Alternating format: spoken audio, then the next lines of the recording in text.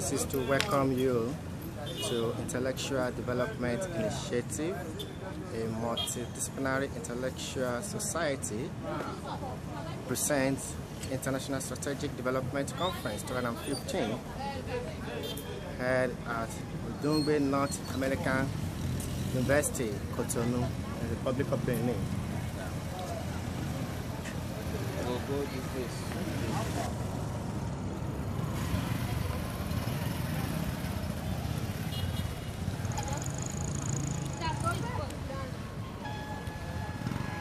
Oddygo, North American University, Benin is located in Cotonou, here in the Republic of Benin, Cotonou.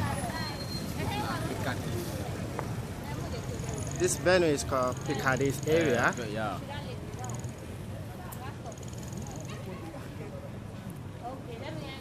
To every participant, we welcome you all to Intellectual Development Initiative International Strategic Development Conference for the year 2015.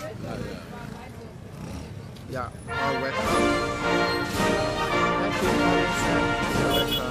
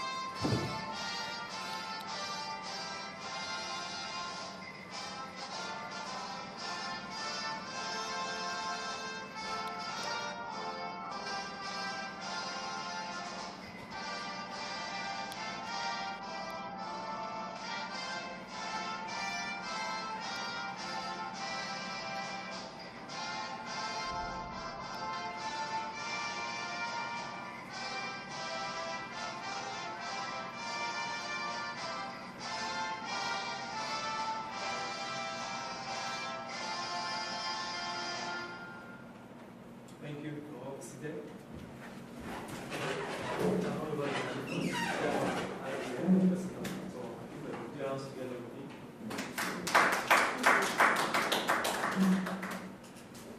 Thank you so much. Let me once again apologize for our conduct. Very late. It's due to the normal protocol that should be observed in an occasion like this. So I want to especially thank everybody for this level of patience we have displayed today. Thank you so much. I am equally particularly glad that we are in the Republic of Benin, and especially in the university owned by a professor. In the university owned by, not by a businessman, but by a professor. And it gladdens my heart to say that this is one major achievement for those of us in the books. We are so proud of this place. We are really proud of being North American University. So we declared Professor Oddygo a distinguished guest of honor for this program after going through what he has achieved in the field of higher education in Africa. And we are glad that his people are with us today. Professor Oddygo is still a parent. We shouldn't leave it to that. We shouldn't leave politics to those who are non-academics. We are waiting for when professors will take over the mandate of nations. And this is our hope. We are happy to be here. So it is my great pleasure welcoming all of us to Cotonou 2015.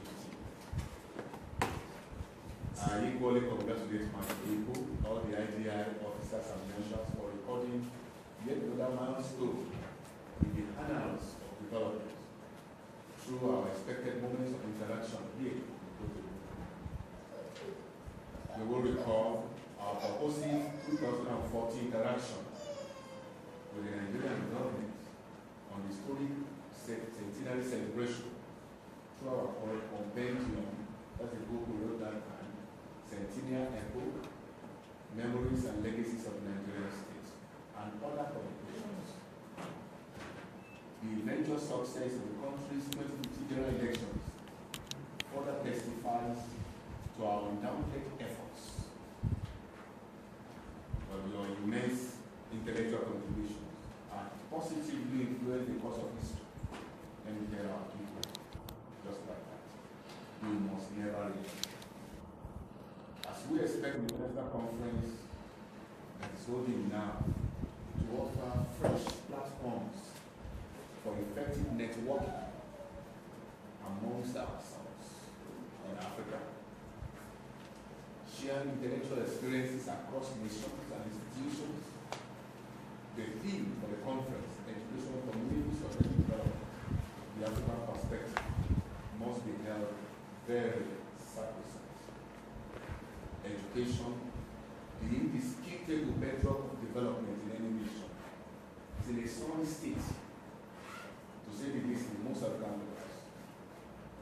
No political transformation policy can thrive outside constant quality gauge of education. This stands as a great challenge to all visionaries the world over. With high prevalence of unemployed graduates in most African nations, it appears we have not paid sufficient attention to the curricula in different disciplines. We just need to chart a new course towards sustainable, meaningful development.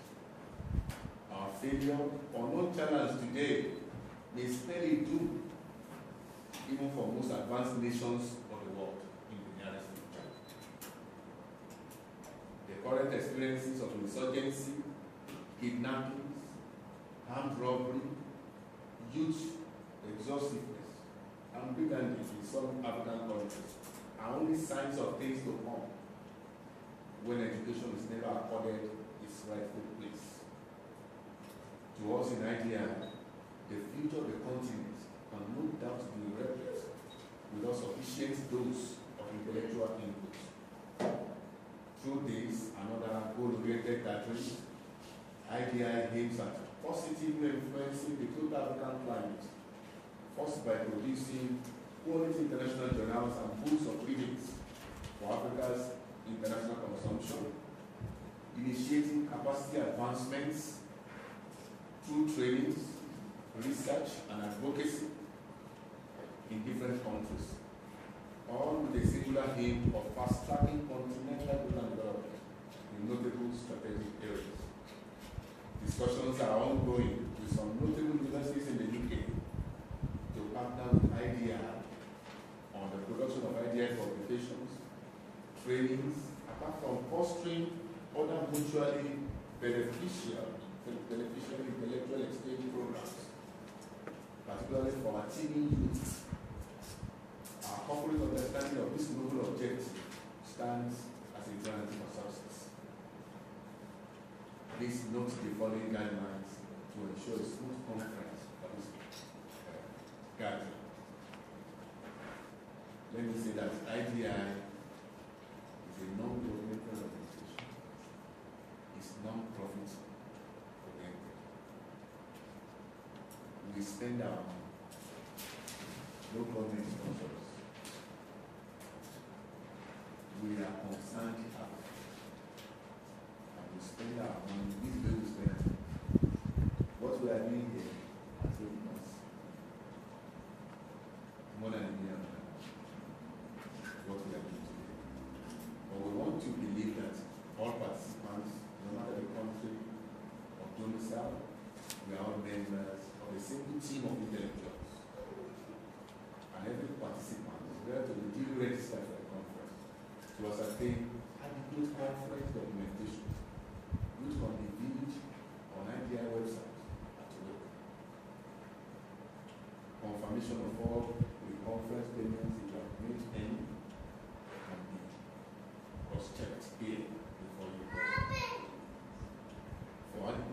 information sharing, questions, observations, please feel free to meet with us, particularly our conference coordinator, Dr. Bola College. You can equally visit the idea information desk downstairs.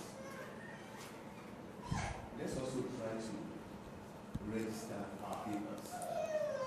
Like I said, we are planning to produce yet another. The one we produced last year was presented to the Nigerian government is there downstairs. We have copies downstairs. And we are producing another one for African consumption. This is not for Nigeria.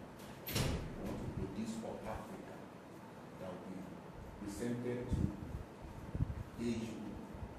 That this is the contribution of people that are intellectuals. So that's our goal. Please, if you have not written your paper, even after this conference, write it, we'll take it. But by the grace of God, we are planning that IDI conference, international conferences, will be holding annually. And the next one will not be not even be now.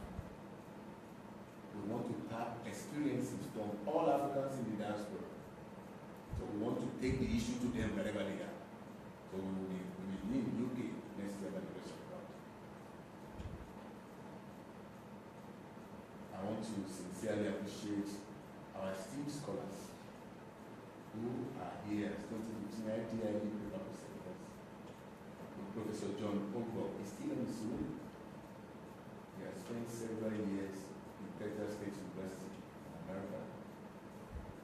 More than 30 years over there. And is back to Delta State University in Nigeria now. He's on his way to this place.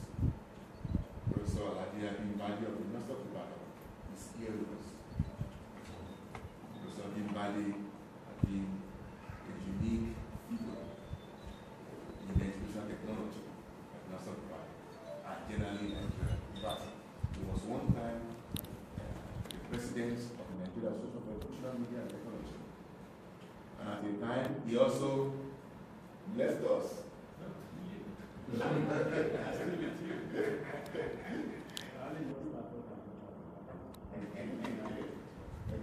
E-learning network. Yes, I remember. I remember e-learning job. I was a part of it. I remember Professor Bimbali was in America for some time. We were calling to come back home.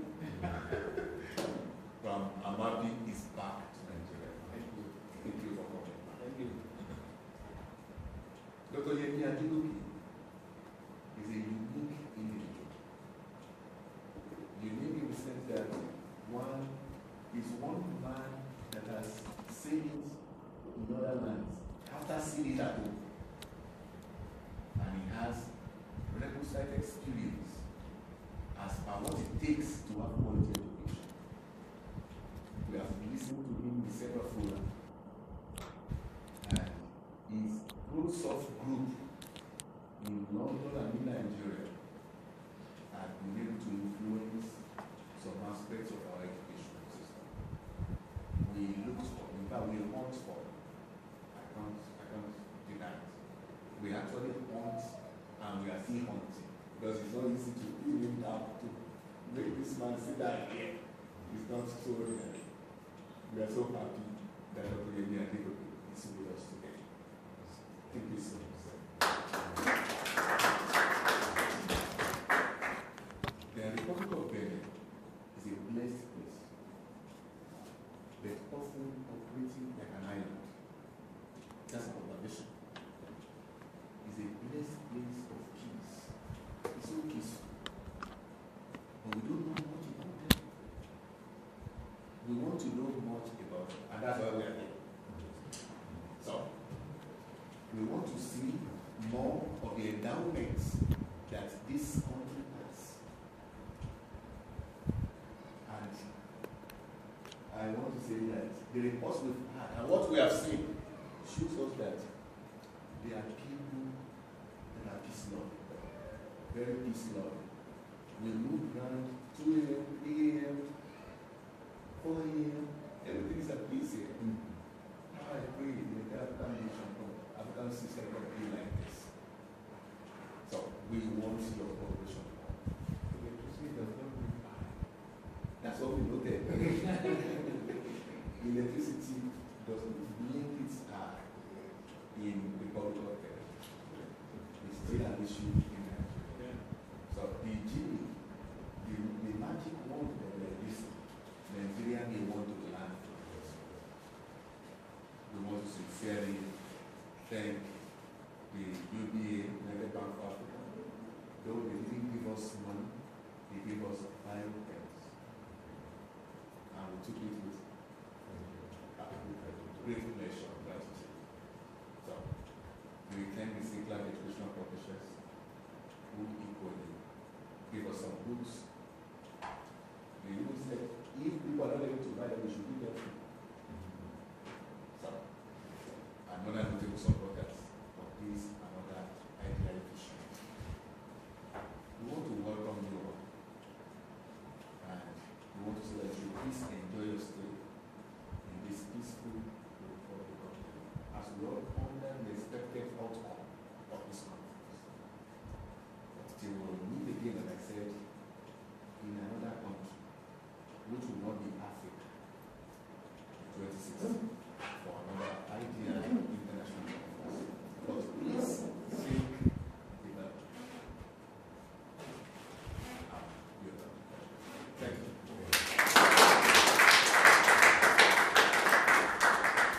Right away, we're going to get started with the first big paper. I want us to get our paper and writing together. There's a tendency to get familiar with some information. That must quickly say something in this function. Irrespective of the number of years that we have, I think we can still get to the piece of paper to write a few things. I was with Professor Bibali yesterday. I'm basically a medical doctor, but he's been in education for years. I was telling my experience of what I had in 2000 and 2008. Of how to transmit a lecture. And interestingly, so far last week, when we do some surgeries and we have to transmit, so that everybody cannot crowd the theater, people can be listening and watching what's going on. They can ask questions from who? From the surgeon, and we can exchange ideas. I think it's not the number of people that are here, but the internet. So let us put our hands together right now for the first big paper. Dr. Oddygo, please allow me to say this.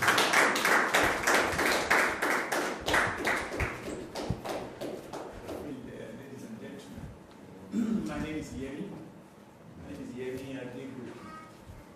And I'm privileged and very delighted to be here. Looking at this theme, my background is not in education, even though I lectured for some years, both in the United States and in the UK. I was in consultancy. I was with Ernst & Young. We are one of the 3 largest audit and consultancy firms in the whole world. I've been very privileged, really, to work in whatever shape or form in about 17 countries. When you work for a large firm, that comes with the territory.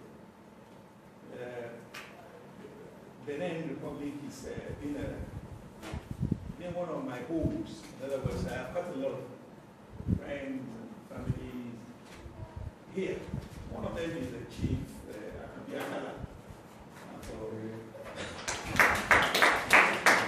was the director of broadcasting corporation here.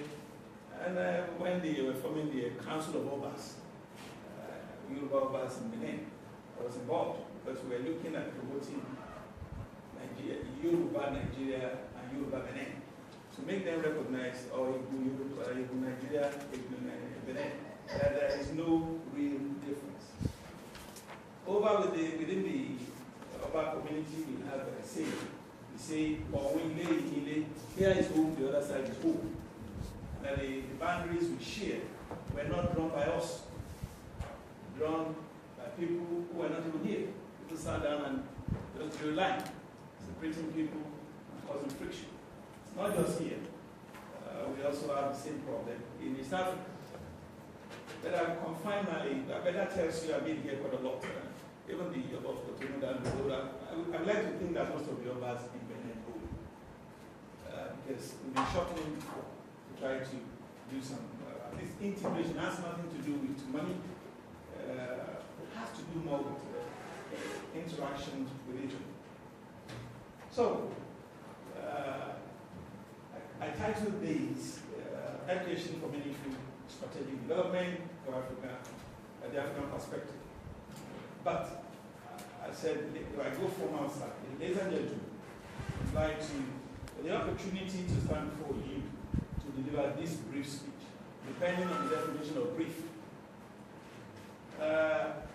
Because the theme that this conference is trying to cover, they are so large. In many cases, they overlap, and quite others, they're distinct from each other. Because I'm supposed to be a speaker, not a paper presenter, I try to look at most of them. So, I said, before we even start, I would like to ask you to agree with me that the purpose of this conference is to make education system fit for purpose.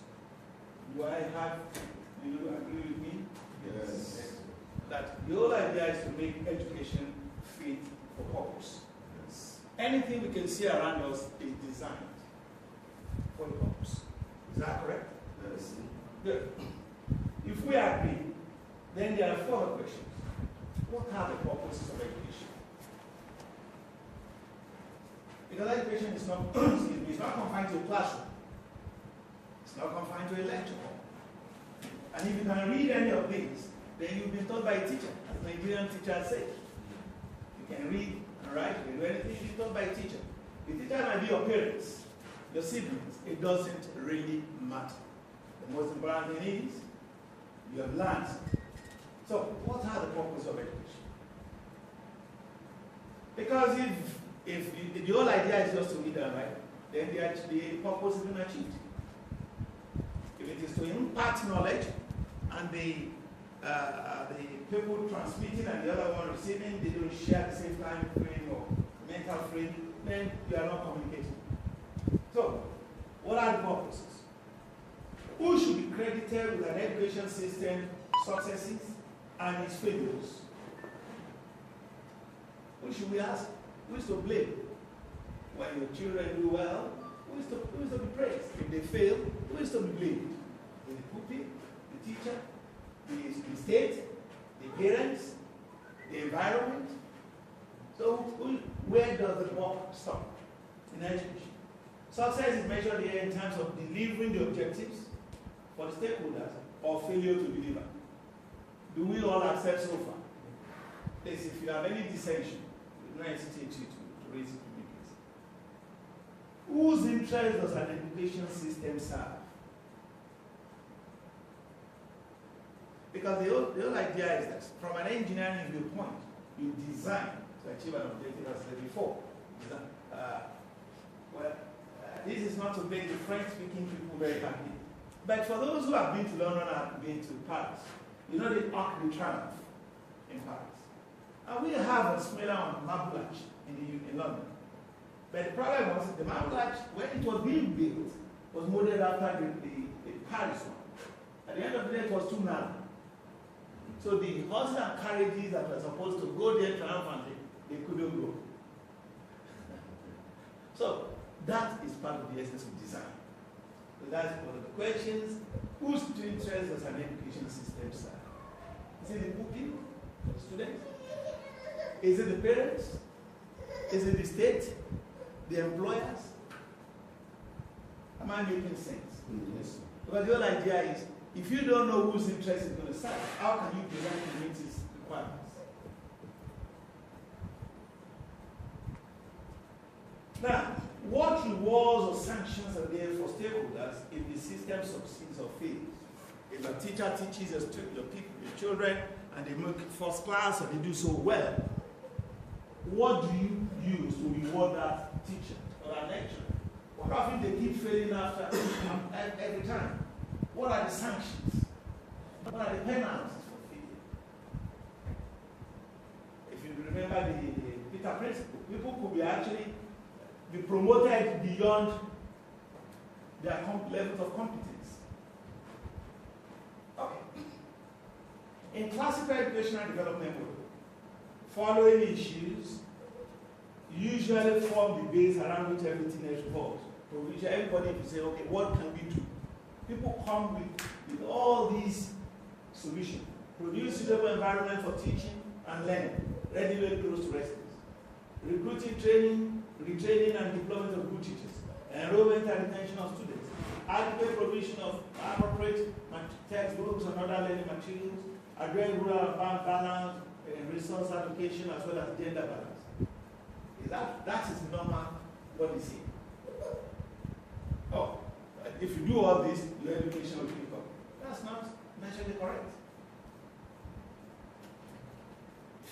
If you say you want to design something to achieve an objective, fully equipped school in a part of Nigeria, and when I say equipped, I mean, you know the World Bank standards, everything was there. Nobody was using it. Then, no, I've done it. World Bank team now decided to visit some of the schools.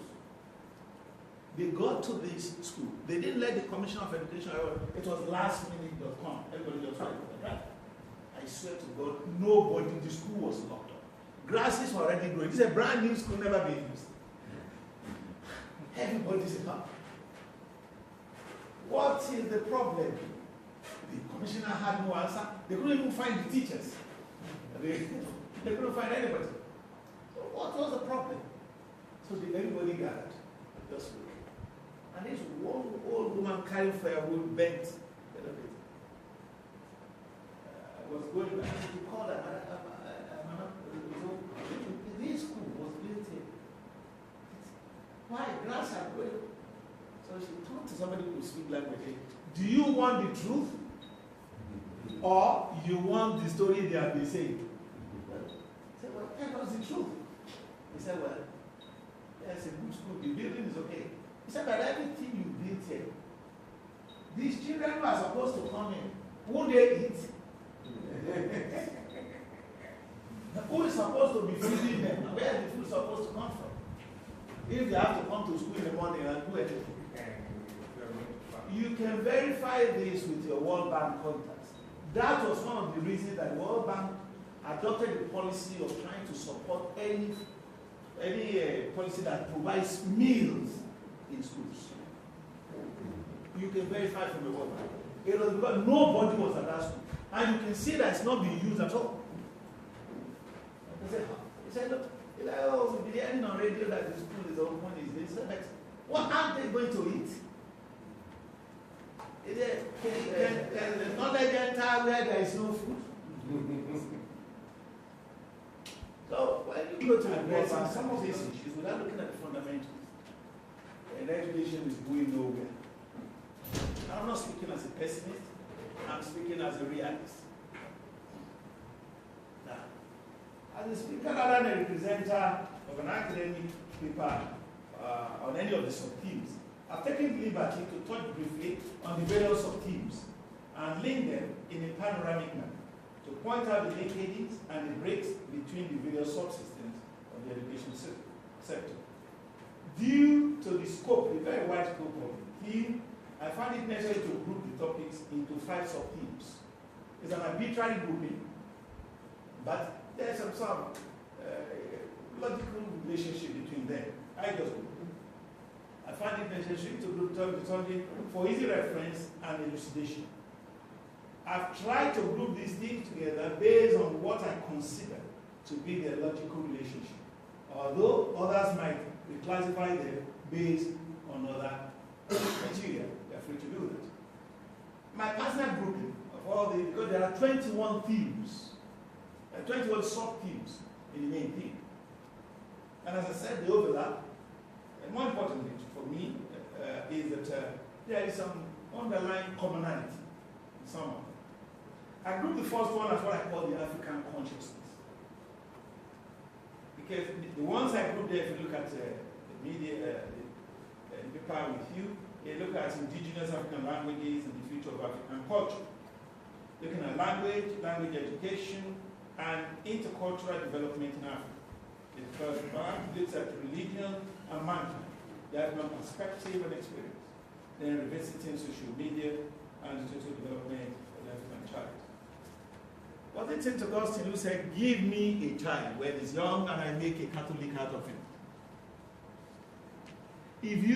When you look at education, as I said, what do you see? The African generally, we have been and are being miseducated. Most Africans, most of us, professors, doctors, most of us have been, we have been, and are still being miseducated. It's a serious flaw. Let me start with this. Indigenous African language and the future of culture. Our culture, if we don't take care, is doomed. I deliberately want this. I don't want this particular for 30 years. 3-0. It is handmade. It's the one that they use with you. I hope you know the traditional methods. For 30 odd years. I deliberately went and fished it out to intimidate this audience. Because I knew you are all going to be in suits. I bet it. I remember, because I brought 3 different ties and I was asking which one should I play? Because I knew everybody would be in suits. What of our children speak our language at home, please? Let's be honest. Can I see your hands up if all your children understand your language? I can see 1, 2, 3, 4. It's your French. Okay, 1. It's become their first language. Yes. They have become their first language. How many of them speak with proverbs? You don't even understand it. How many of them wear your clothes? Can I demonstrate something? I need a volunteer in this suit. A lot of these things, it's European, this, European, that. It's not. Most European things are bought or stolen. Look at these suits. If you turn it like this,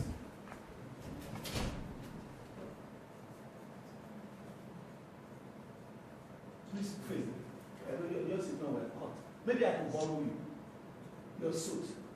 How much are you going to pay for borrowing it? That's gratis. It's on the house.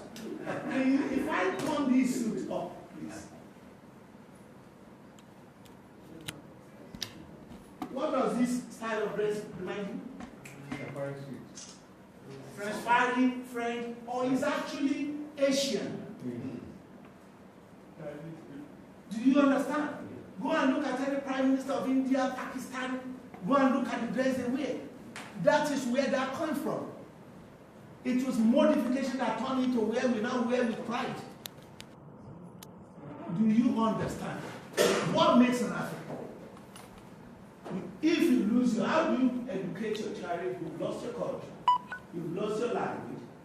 Okay. Even your food. Because education starts from these basics. The food we eat. How many of us actually eat our traditional foods again? So some of these are well known by academia. So what happened? Well, because when you're looking at this soft theme of African consciousness, you're looking at our language. You're looking at the future of African culture. We even look at language education. Language and language education. In my state, in Nigeria, which is the Yoruba state, we had a government in the past who banished the teaching of Yoruba in schools. Yes, correct. And sacked all the teachers. And sacked the teachers. We have the most resonant name in Yoruba history, Ilefe. Where the Yoruba said, this is our ancestry home. And you banish the even teaching of Yoruba. How lost can a governor be? If you banish that, so the food is the same. So, a friend of mine was expressing a surprise that Akala in the Republic. It shows you how ignorant some of our people are. They don't even know that prior to colonization, Alaketu of Benin Republic is one of the most senior Yoruba land obas ever. It's one of the top 3 in the whole Yoruba history. The same Alaketu, but it is in Benin. Only Sabe is in Benin. Benin Republic. Only Popo is now called Grand Popo. They assume that when you talk of Yoruba history, language, and culture, is that little enclave in Nigeria, forgetting that their culture, their language, their history is not Nigeria's history. No Yoruba is senior to Alaketu of Ketu. Out of the original 7 sons of the original 7, 3 are in Benin Republic here. And when you want to discriminate against some other people, do people even know the issue of Accra in Ghana? The interrelationship between all these, and this is what history, culture, language education, ultimately education. I have clips here where at University of Ife, you have where Americans are learning Yoruba. Yes. Okay. And you have to. So now tell me. One thing you have to give to Benin Republic. Until the state of Osun recently did that. Benin Republic have always been very proud of their history and their traditional faith and religion. If my memory serves me, they used to have holiday, Voodoo Day. Where the Christians had their days, yes, the Muslims had their days, but both Christianity and Islam met traditional religion. We don't all worship trees, you know. The concept of Olodumare in this area, of the supreme being, the supreme God, has always been there. But, and even this creates tolerance. That somebody is worshiping or should not be attacking somebody who's worshiping or because we say, okay, it's relationship between you and God. I'm not in a position to judge you. It's God's relationship. Every Islamic or Christian celebration, festivities, we all used to take part. I don't know about your culture, but my culture, that's what we do. But everybody is just, it's a free day for you to go and eat and drink in the family members. Because in my culture, virtually every family has all the above. There are Christians, there are Muslims, and there are people who don't give it monkey for your own faith. And of course, there are traditional worshippers as well. It's not our business. But some parents, Christian and Muslim, for example, will disown their children if they feel that it's not following the family faith.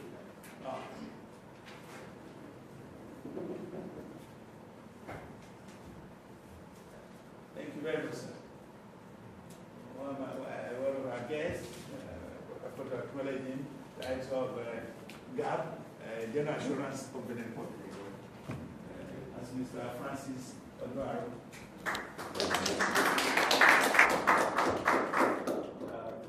Congratulations. I understand your company just won an award in Benin Republic. Congratulations. Now, so when you look at that thing about education, the question is, what about religion? What have we been teaching people?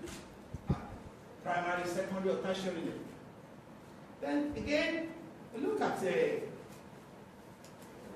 social media and the total development of the African child. What contents are we, educators, actually putting into social media? What is it that we can put into it? At the moment, it's less than 5%. Most of the contents are Western oriented. I was pointing to my colleague and assistant this morning. I said, we were looking at the television. On one channel was dancing. They were dancing there last night as well. On another channel was a movie, another movie. There's only one where discussions are taking place. It's a political. And the same in Nigeria. If every day all we concentrate on is dancing, when do we have, and yet we know that the television, social media, this is an avenue for education for transmitting and receiving knowledge. What kind of what are the contents? Because we're looking at total development of the African child. What contents? What are the contents of the education that we're trying to pass to them? That was one of the reasons I asked the first question. What is the purpose of education? Okay, I'm going to speed this up. I classify the second one for education for life and living. I know because many of you are professors and you are actually academicians and have jumped the ship a long time ago. The sub-themes under this is teacher education, agric education. I call this for life and living because at the end of the day, when you look at teacher education, you can only give what you have. You cannot give what you don't have. If a teacher does not have the technical competence, the technical know-how, how can you transmit that knowledge to the student? You can't give what you don't have. It's not possible. So, you, because somebody is somebody you like, somebody you prefer, is from your kinsman, is your family, is your friend, and to a point, what knowledge, what is it going to pass across? 100% of nothing is nothing. We look at agric education. Are we self-sufficient in food in most African countries? Don't we import rice? I can't hear you, sir. Yes. Remember, we all agree that we should have an interactive session before we hand over to you, professors. And it's the professors who now look at the mechanics, how you are going to achieve this. I'm going to raise some of the solutions suggested. But remember, I'm outside looking in. You are inside. So let me. Tertiary education and job market. Luckily, I have a TKB here. Working with. We recruited some graduates about 3 years ago. Among them were computer science graduates. On my word of honor, I had to tell this young man to go to the young man university to go and read, to even teach them how to use packages. And these are people with degrees in computer science from universities, not from home. I was so pissed off. What are they teaching you people? They have the paper, but they say, oh, well, we have a system. And I was explaining to them, because if I tell them some of what some people like us did back when we did computing, it always makes me sound like a Methuselah. So, but I told them, I did programming, COBOL, Algo, Pascal, because I went into this profession against my parents' judgment in 1975. I was supposed to go and read law. I don't know why I found myself in computing systems. But that's 40 years. At that time, very few institutions, well, even in the UK, what we mostly have are mini computers. Because computers at that time, huge, take more than this room, fully air conditioned all the time. And you have to be span meat because of dust. Even though they were already doing it in Nigeria, how many of them have mainframe? How many mainframes were in Nigeria? Then we went, then they said that. Then even in the whole of the educational system in Scotland at that time, I think we had only 2. Most of which we all run our programs, whether you are from over there, University of Aberdeen, Robert Goddings, College. We all run our program in the same place. And we're using, for those of you, we're using punch cards. Punch cards, the long one was 80 column with holes, and anybody knows that you can read the holes and tell whatever is coded on it. Then it was reduced to 96 columns. Before we now have what is called the floppy disk. And the floppy disk in those days were actually floppy disks. 5 1/4 disks. Then it became 3.5 disks, which they call floppy, but it became hard. So we've been through it, and then of course, by the Boolean algebra, many of these people have never even heard of Boolean algebra. But they are very good in other IT aspects. But if they can't program, the only thing they can use is to use the package, then let them use it properly. Because all these are just tools. Now, tertiary education and job readiness. That was the group. I'll still be reading it because the explanation goes down. Third one, then, they said they want crisis-free education. Political education and mass political participation. Well, let me on this issue, because as we see in the notes down, do educational. In Africa, there are very few mass political participation. The places where I know very as a fact were in southern Africa. And this one came about primarily because of the struggle against Africa. So by the time you go to Nigeria, Southwest Africa, you go to Angola, you go to Mozambique, you go to South Africa itself, these people, either as members of SWAPO, of ANC, or what's Angola's name? MPLA, yes, all of them, you have to sensitize the youth. You have to make them aware, politically conscious. I mean, why should anybody carry a gun and be killed if he doesn't know what he's fighting for? But in West Africa here, since the death of Nkrumah, can anybody tell me any mass movement? We don't have. Although, I have to again acknowledge the Republic. You did one thing that which made Nigeria very scared. You did organize a sovereign national conference, the one that is President Matthew Kirby out, and brought in Mr. Sobol. Is that correct? Not today, you like politicians. And you did organize sovereign national conference, and at that conference, you decided that look, we don't want military, so step down, let the president of the conference, let's organize an election. Is that correct? And that was why, for Nigerians who don't know, Nigeria refused to have a sovereign, that keyword, sovereign, because it means the decisions of that conference is binding with immediate effect. And together, in Benin, there has to be mass mobilization of people against the ruling, the military regime of that time. But apart from that, you don't have mass movement, mass mobilization of people. And these people are not politically sophisticated. In Nigeria, we have a new concept. Politics of the stomach. Stomach from infrastructure. Affecting some of the other countries that everybody now rally around. Benin Republic, through their president, supported Nigeria. Cameroon, Chad, Niger, then after immediately form a task force. It's a military group. Because all of a sudden, the fire is burning closer home.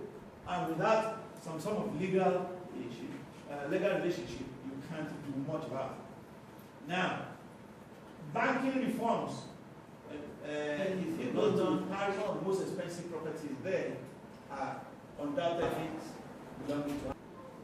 Some of the leadership in Africa do not even believe that they are Africans. I said before that quite a lot of Africans have been resettled.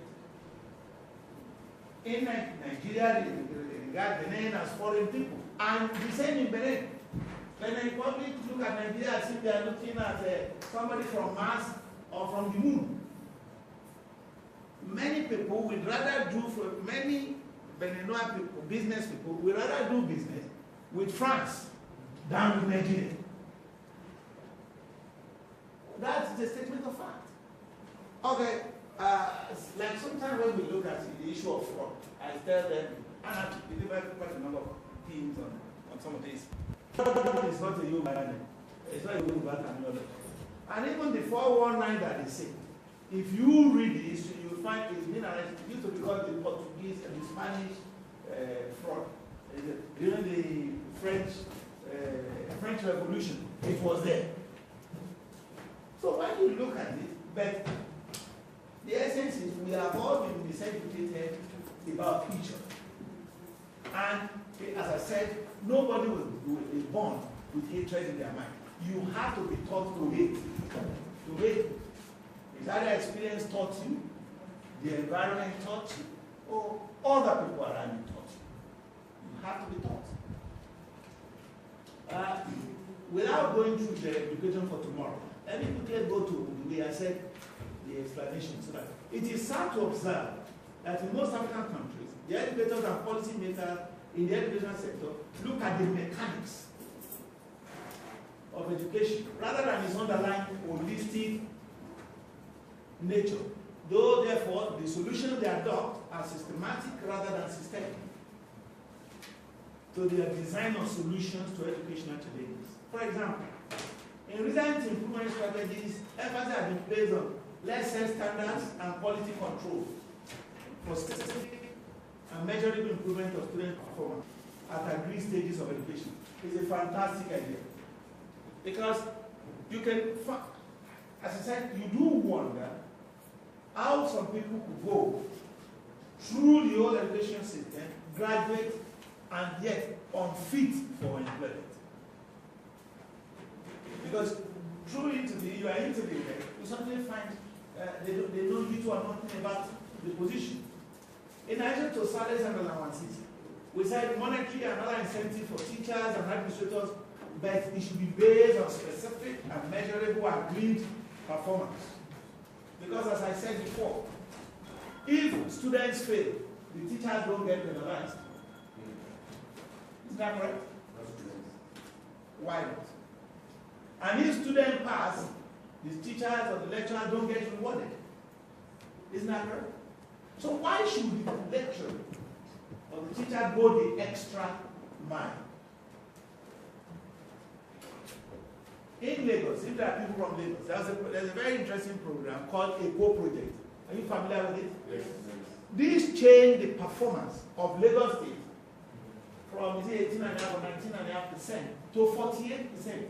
Lagos currently, you can confirm these statistics, is the best performance state in the World Bank rating in Africa.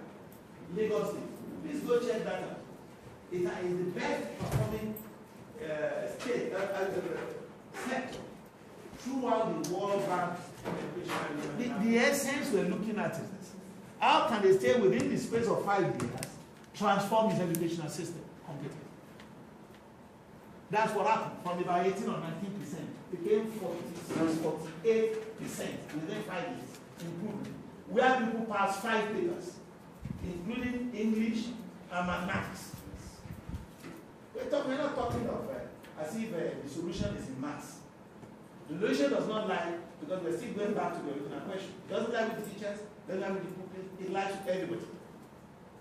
Because if it's everybody, if nobody takes responsibility for anything, then we look at the capacity development for training and administrative staff, involvement of parents and guardians in schools, adequate, relevant and appropriate textbooks, ICT, blah, blah, blah.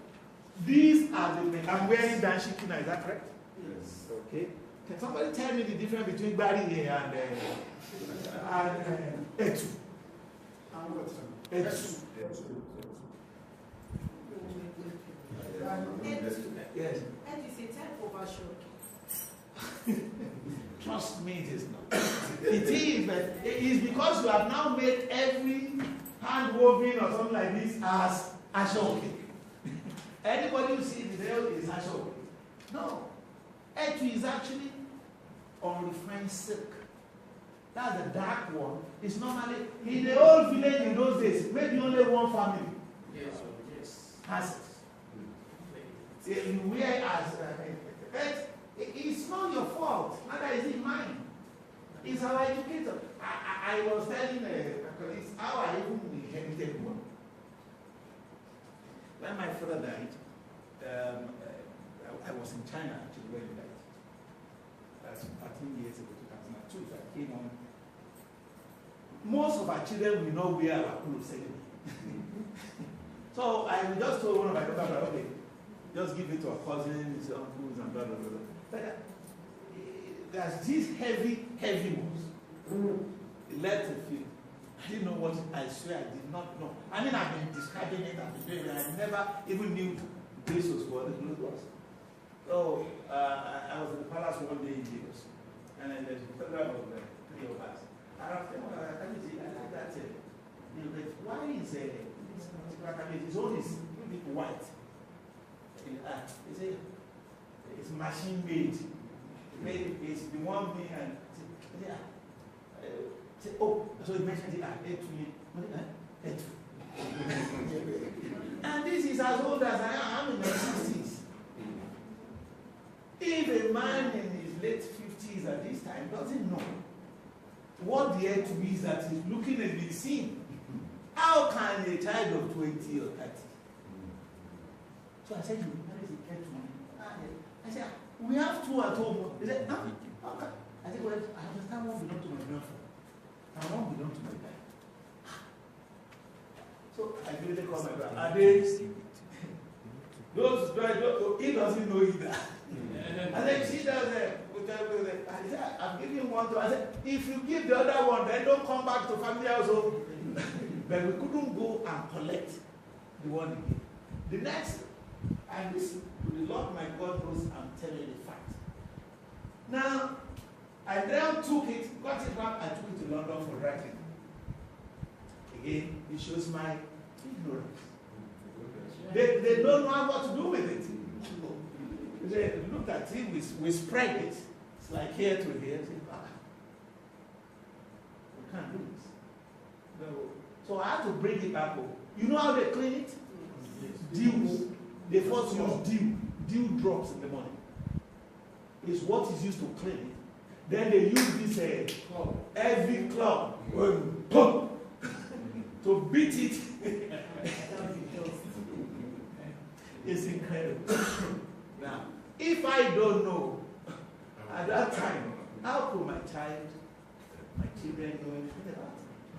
How much have been lost in your cultures as well?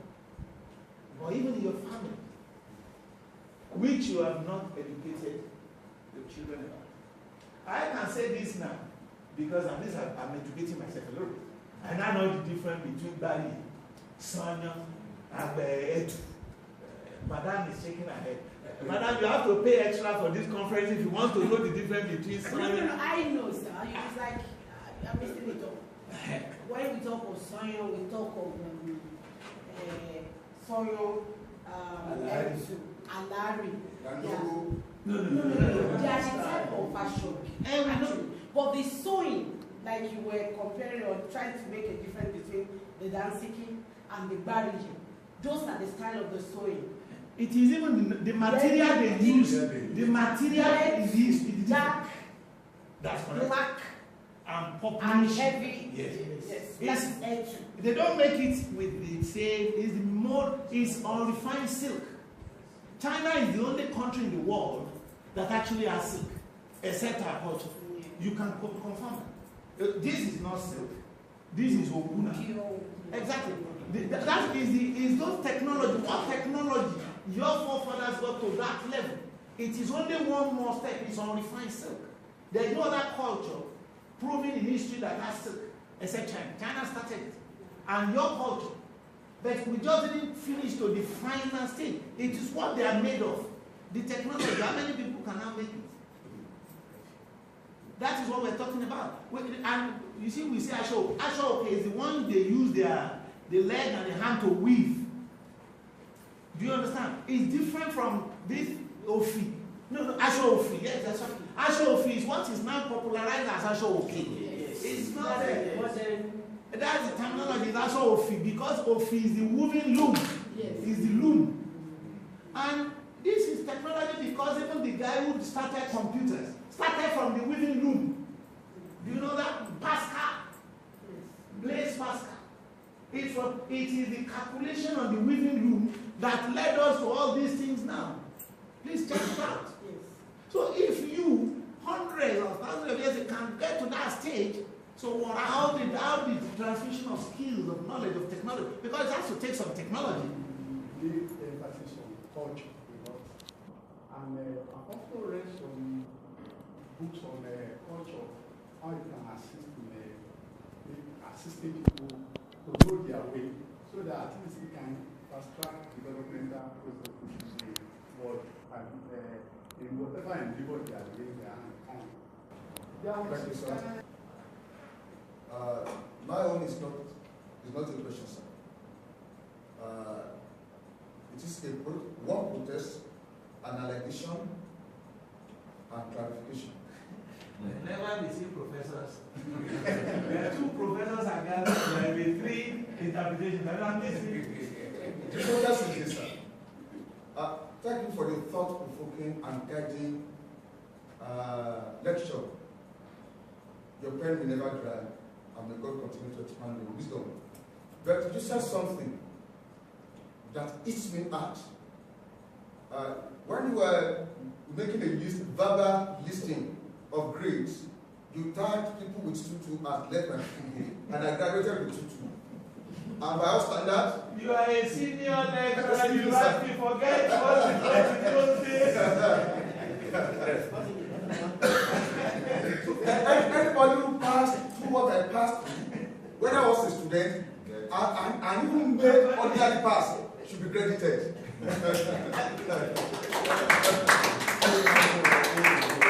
And you know, sir, it was by the special grace of God that somebody like me had access to higher education. So not everybody who graduated with 2-2 that naturally belongs to let me go class. That is the protest. Sir, I will assist you further. Okay, sir. On that case. Thank you, sir. The allegation is this, and I hope I'm not going to offend my mentors here, because every professor, no matter your field, I speak him or her as my mentor. In the university system, we are contributing to destruction of basic education. How do I know? And I've been an advocate of this for a very long time. When students write JAMB exam, we will allocate courses according to the grades or mark. Students who have higher grades, maybe 300 and above or 270 and above, medicine, nursing, engineering, and so on and so forth, and on like that. But students who had lowest performance will be directed no matter their courses of choice. So we will give them, we direct them to faculty of education, and these are the people who will train in younger grades. So that is how we are contributing to it. Now, my clarification, or let me say, my pain. I was born and bred in the rural area, and I grew up in the urban core. Now I have the privilege of mixing with O and O. So I have what I can refer to as total knowledge of classes of human beings. Anytime I remember where I was born and how I grew up, it pains me that we are wasting a lot of good brains in the rural area, and you did not touch that area. So I have schoolmates, primary and secondary schoolmates, who were as brilliant as I might be, but did not have the opportunity I had, just because somebody did not have access to money to enroll for WAEC, or somebody who had 6 credits, P in English, but did not have knowledge, no enlightenment as how he can, as per how he can further his education. So somebody like me had a very narrow escape from that kind of situation. So anytime I go to the village and I still see these my former mates, my heart bleeds. What can we do to rescue our rural dwellers from this particular problem? It pains me on daily basis. That is my consistency. I am not denigrating them. I'm not saying what they are called. You know, in the university system, anywhere in the world, people will become snobs. There's always some snob. It doesn't really matter. But past people, people just went out with the past, it doesn't matter. First of all, even the first degree, unlike the way we go, it's just a demonstration that you have the ability to understand. That, you know, all this stem from Latin. When you become a man, when you hold the master's degree, now when you become a master, you're a magister. But even the master, you're not supposed to have a I want to try to an argument. Is that correct? I want to try to an argument, but I want to say that the reality of the issue is that welfare of people He's very paramount. I agree. Because You if can't you don't pay me my salary, I know how I feel. Yeah. As a worker, if you don't pay me my salary, I feel bad about it. Where will it come from? No, you can't make provision. If I start working for you, as I start working for you, you must pay my salary. I don't know whatever you want to give. Don't let us go into that kind of area. That is why I said the area. No, it's not right. I like the issues being raised.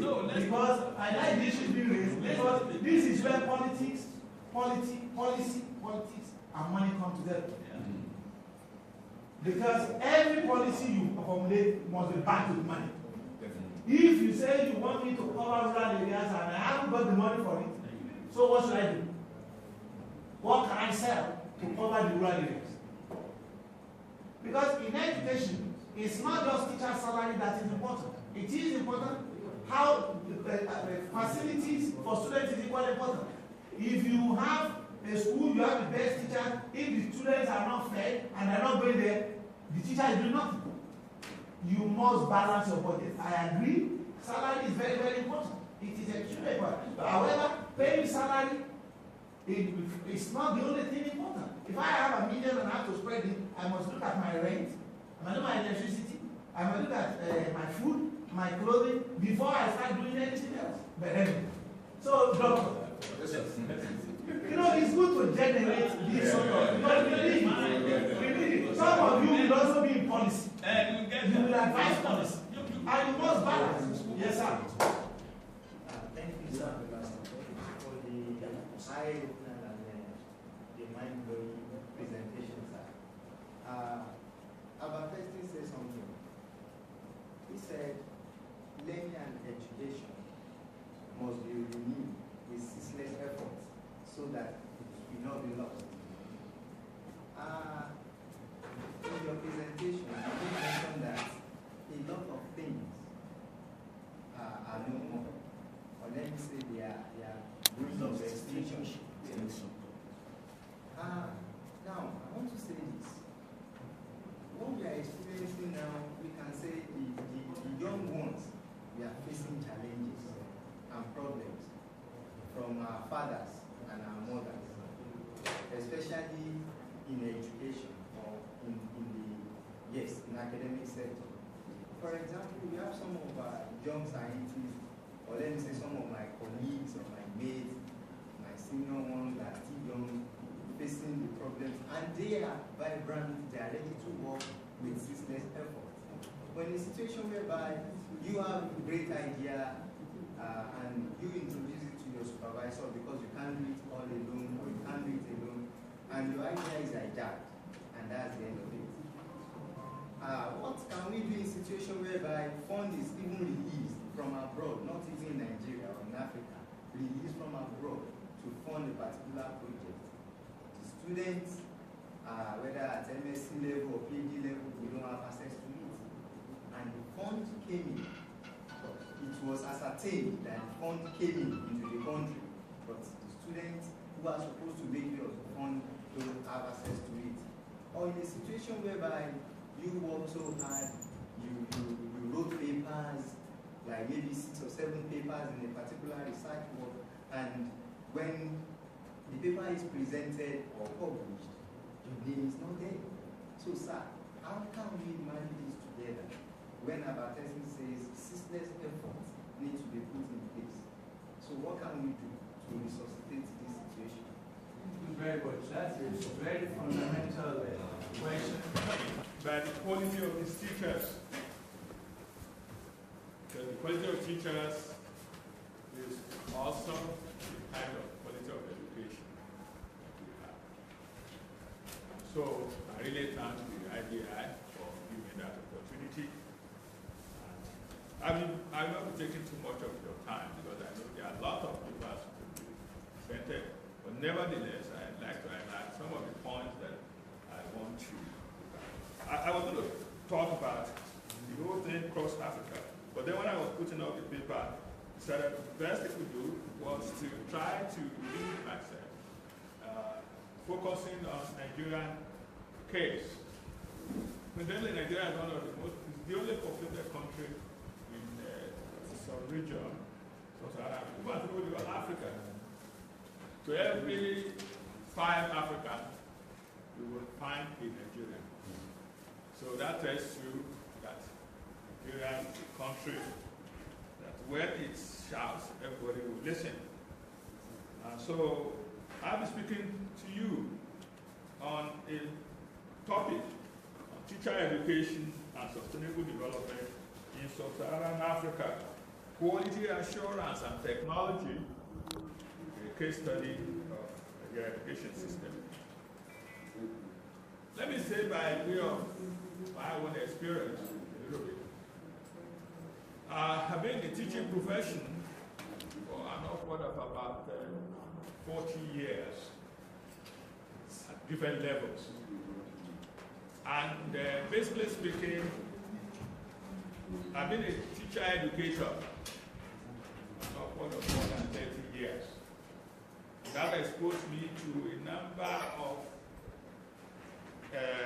education systems across Africa and indeed sub-Saharan region. And indeed, I got interested in looking at this aspect of teacher education and sustainable development.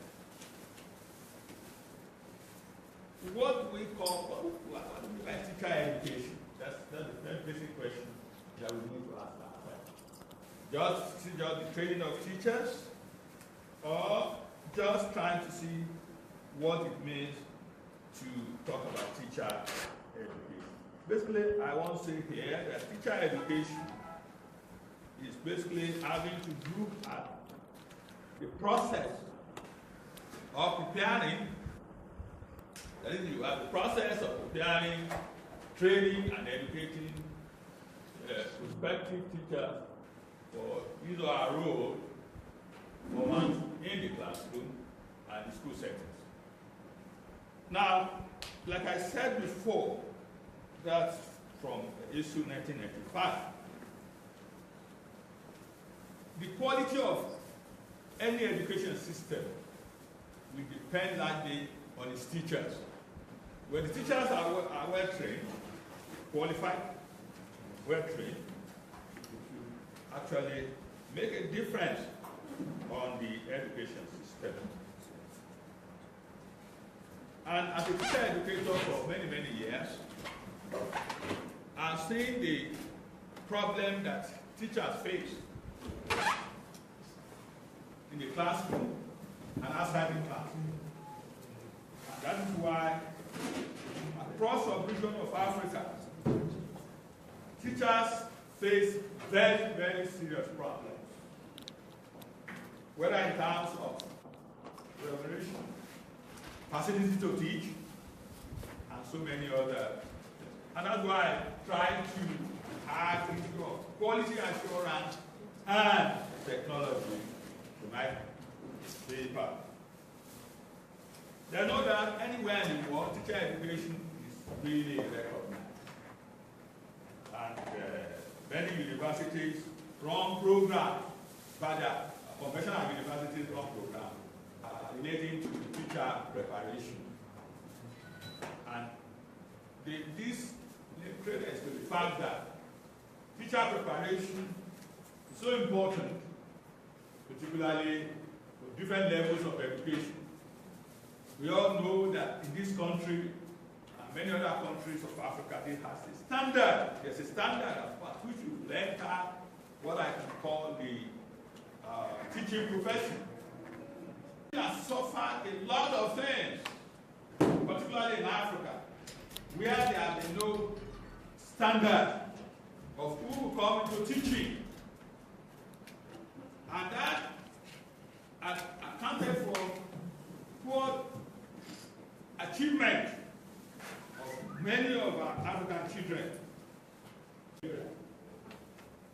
Some years back, precisely in mid-2006, I was involved in providing a framework,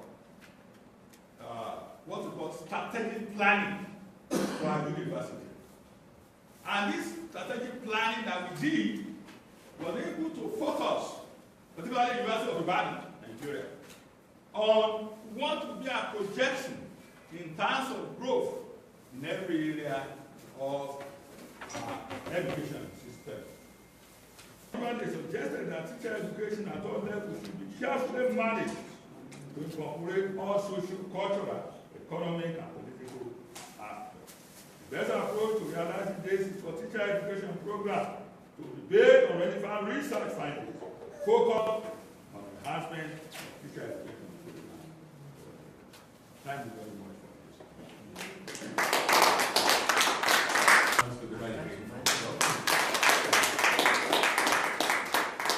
Thank you so much for this very exciting presentation. Quite illuminating the need for quality assurance in our educational systems.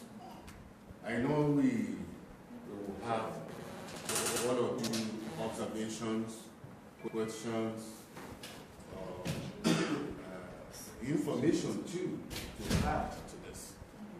Let me also chip in that today the issue of quality assurance in education is gaining ground not only at institutional level alone, it's gaining ground even in faculties. That they are now having quality assurance units in departments, quality assurance sections in faculties, particularly in faculties of education. And they want to be sure that what we are teaching is actually what we are supposed to teach, and how we are teaching is the way we are teaching. So, I know quite a number of universities will later buy into this. The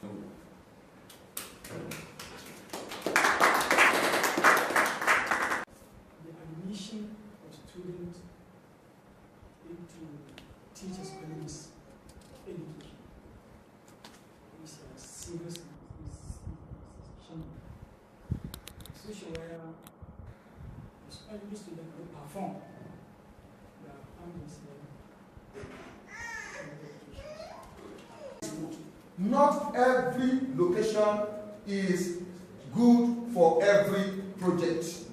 Requirements for each project, for one project, may be different from another project, and that is the essence of site selection and planning.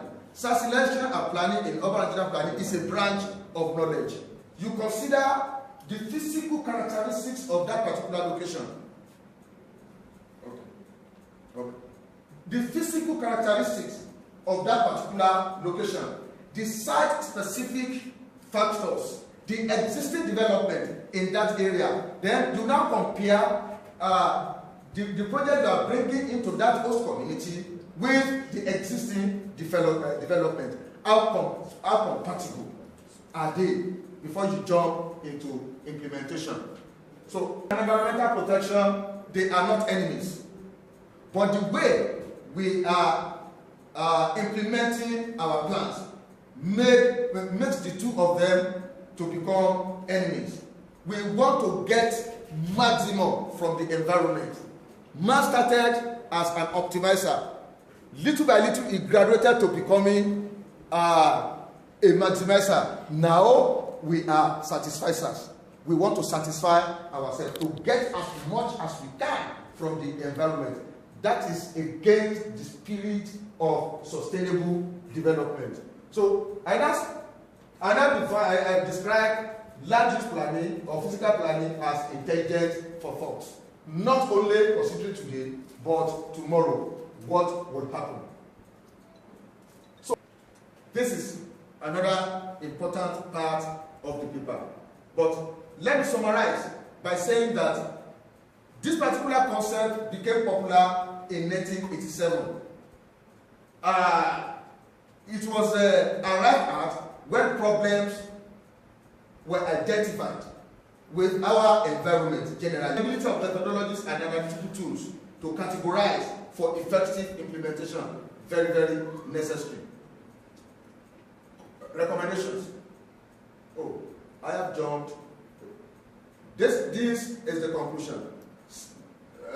Don't let me be repeating myself. Separation of land use planning from economic development planning will result in jeopardizing the environment, which is against the principle of sustainable development. Then sustainable economic development is absolutely impossible without consideration for the physical environment. No economic development framework can realize desired achievement without consideration for the physical environment.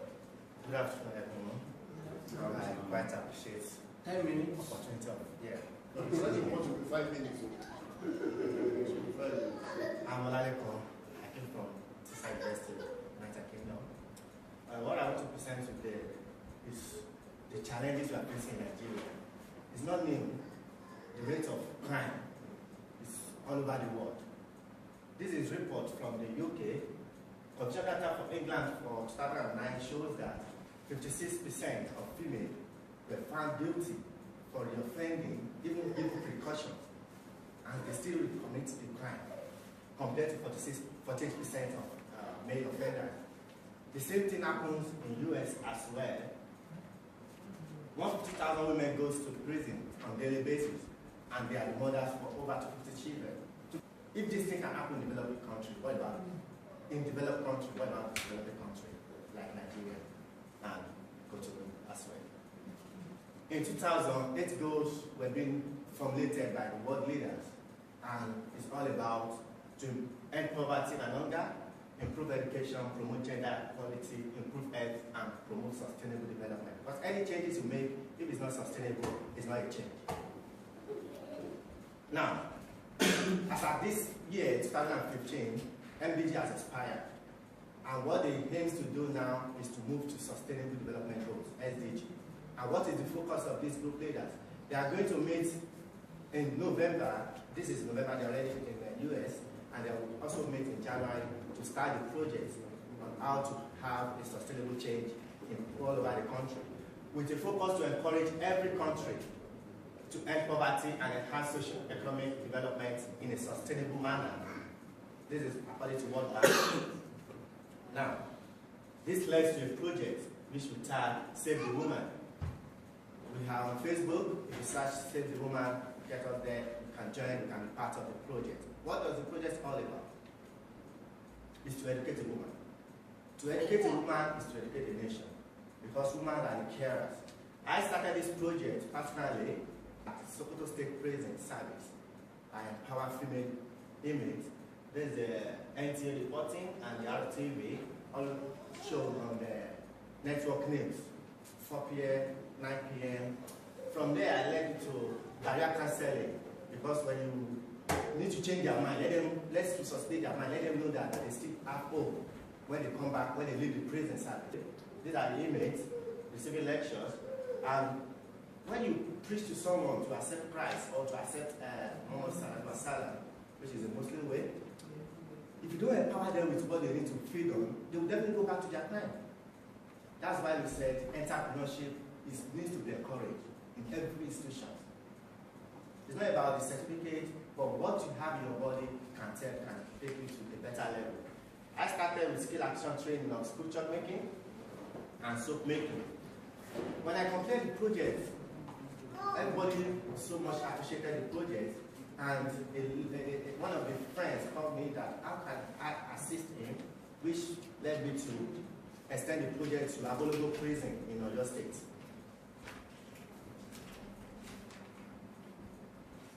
When we produce the sculpture, we give it out to schools. This is a basic education board, that's the secretary of Sokoto State. We give it to the prison service because we have job before. But when we start producing, when we empower them, we reduce the cost of how they manage their education system. As well, we give it to other schools, and we train government technical college also in Guji Sambo, Sokoto State. These are the products. Now, unemployment and underemployment among the youth is a problem everywhere, like I've said earlier. How do we come to this issue? And it has created a lot of space, lack of human development space. True training is known as the backbone to a nation building. That is why we are back on this. Having acquired the relevant skills, academics way, we still need to empower ourselves. Because we are complaining of poverty, government cannot do everything for us. We need to build the skills in the youth, of Nigerian youth, of every nation youth. Let them be self-reliant. When they are self-reliant, they can even assist government in providing the job we are saying non-employment. Taking the roles of women into consideration as caregivers, their prospects for economic success and the subsequent links to community goes a long way. That is why I target female inmates. People are asking me, why not male? In US, in other institutions, in other prison services over the world, they care for, even for male offenders, how much more in Nigeria? If you go to prison service, thank God we have aftercare service, they are doing that, but they focus more on the men. They neglect the female. And I'm an advocate of gender equality to empower women as well. On this note, I as a member, when I got to UK, I introduced the project to them. And the group I introduced it to is called Enactors. When you Google Enactors, you find the meaning of Enactors, who are the people involved. They are the committee of students, academics, and business leaders who are committed using the entrepreneur script. In one of the targets for this conference, it's all about sustainable entrepreneur for African youth development. I believe this project should be better one to adopt with, because I have seen conference in Scotland, Glasgow, but when I saw the publication of this, when I saw the advert, the flyer of this, and the doctor told me that there's something's coming up, I think I have to come back home. Let me leave the home for them to continue. Let me come to the African people.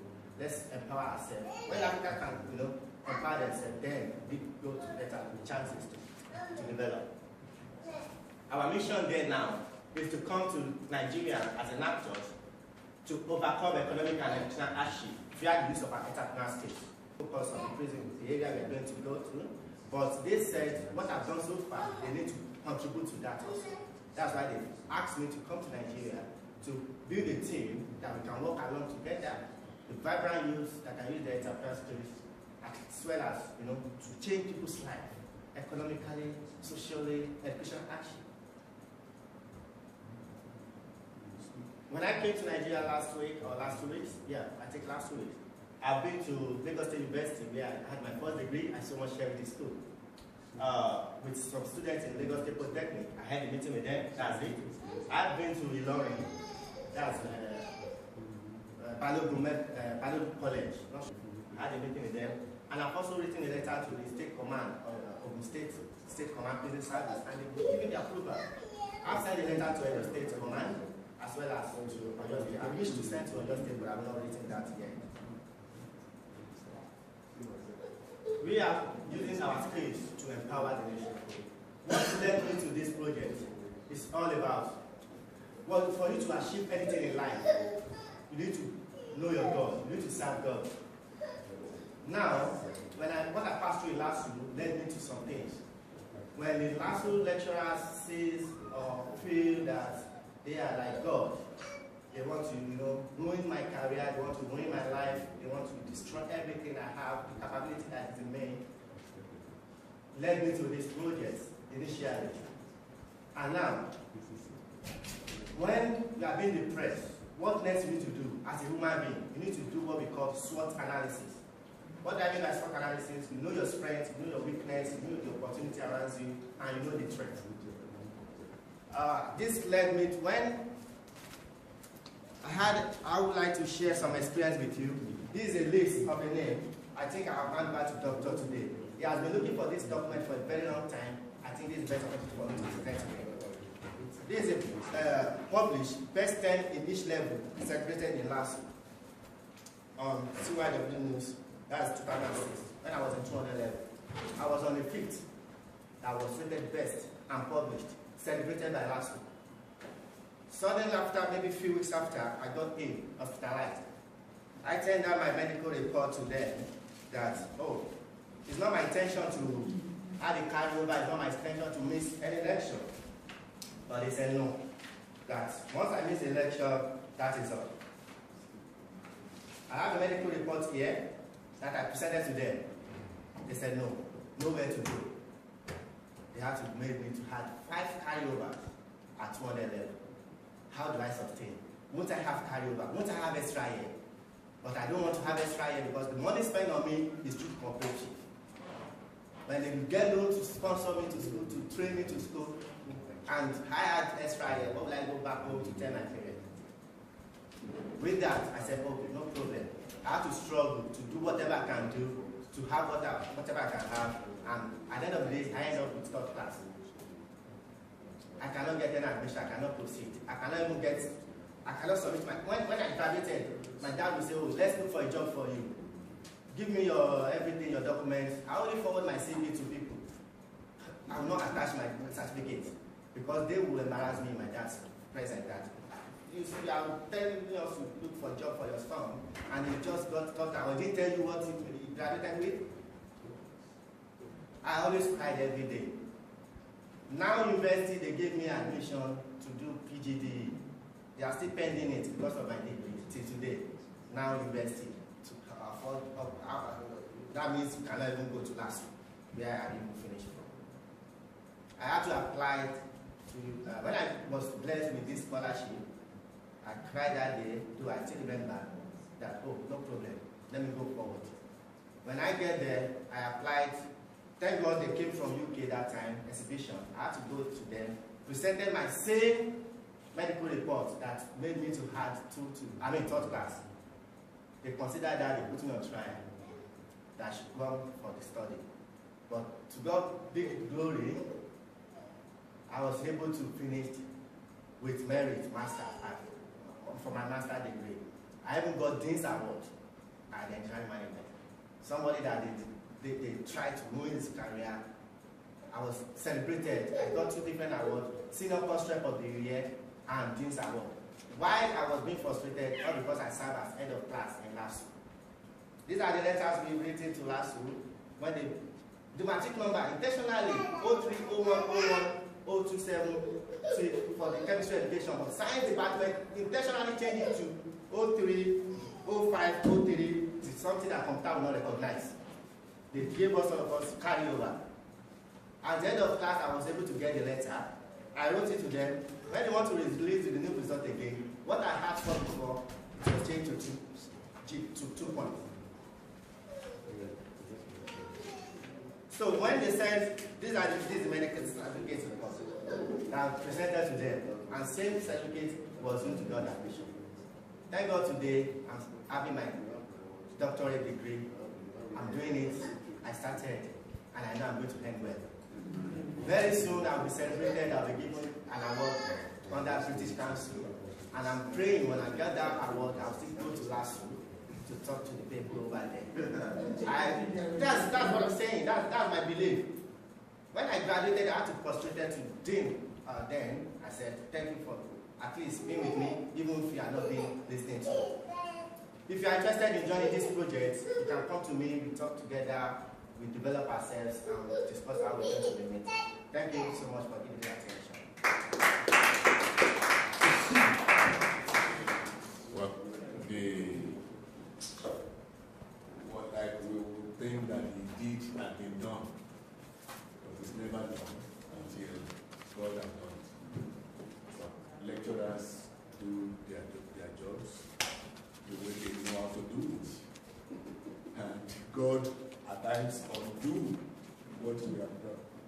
So let's this is a topic for you to keep, sir. Amen. Thank you. Not because I'm from LASU.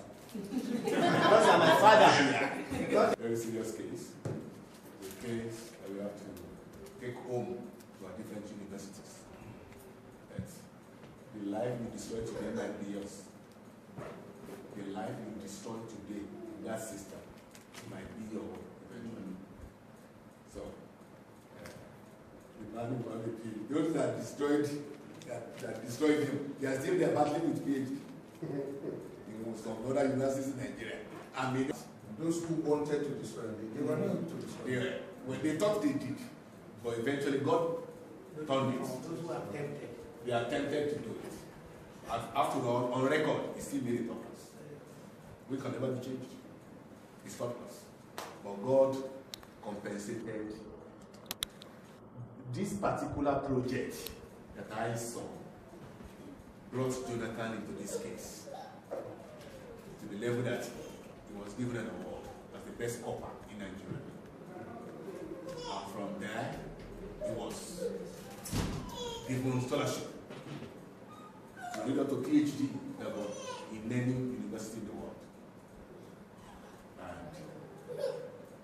behalf of the Intellectual Development Initiative, we want to say a big thank you to the former president of Nigeria, who saw the need for intellectual input in national growth and development.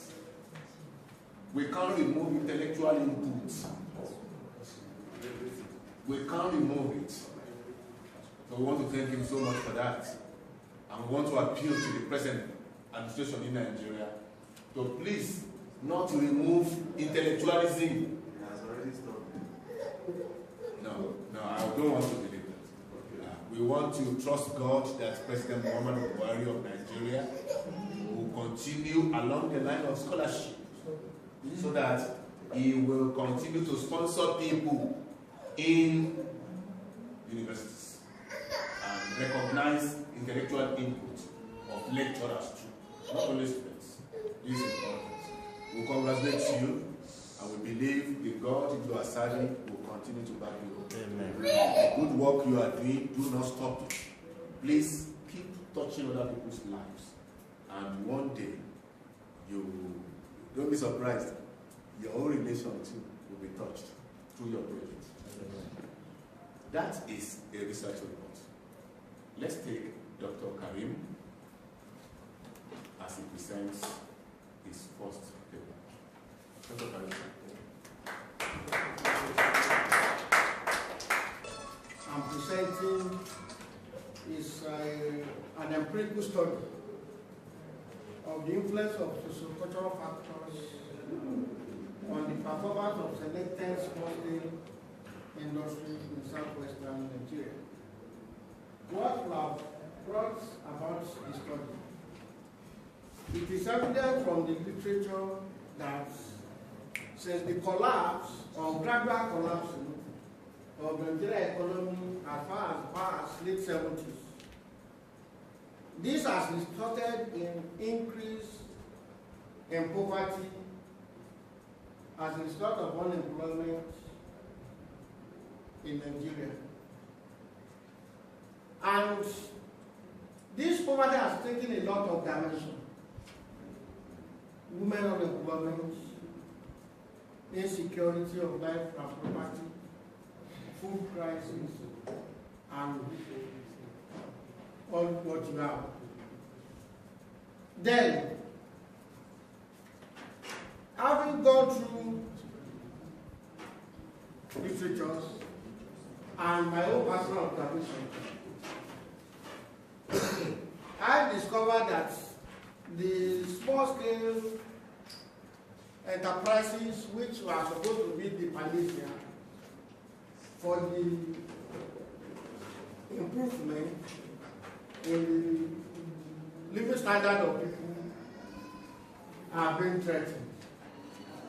There is general decline in the performance of these small-scale industries.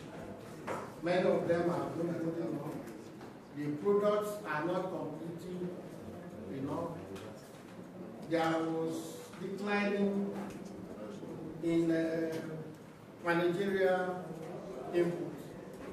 Now I now come to conclusion.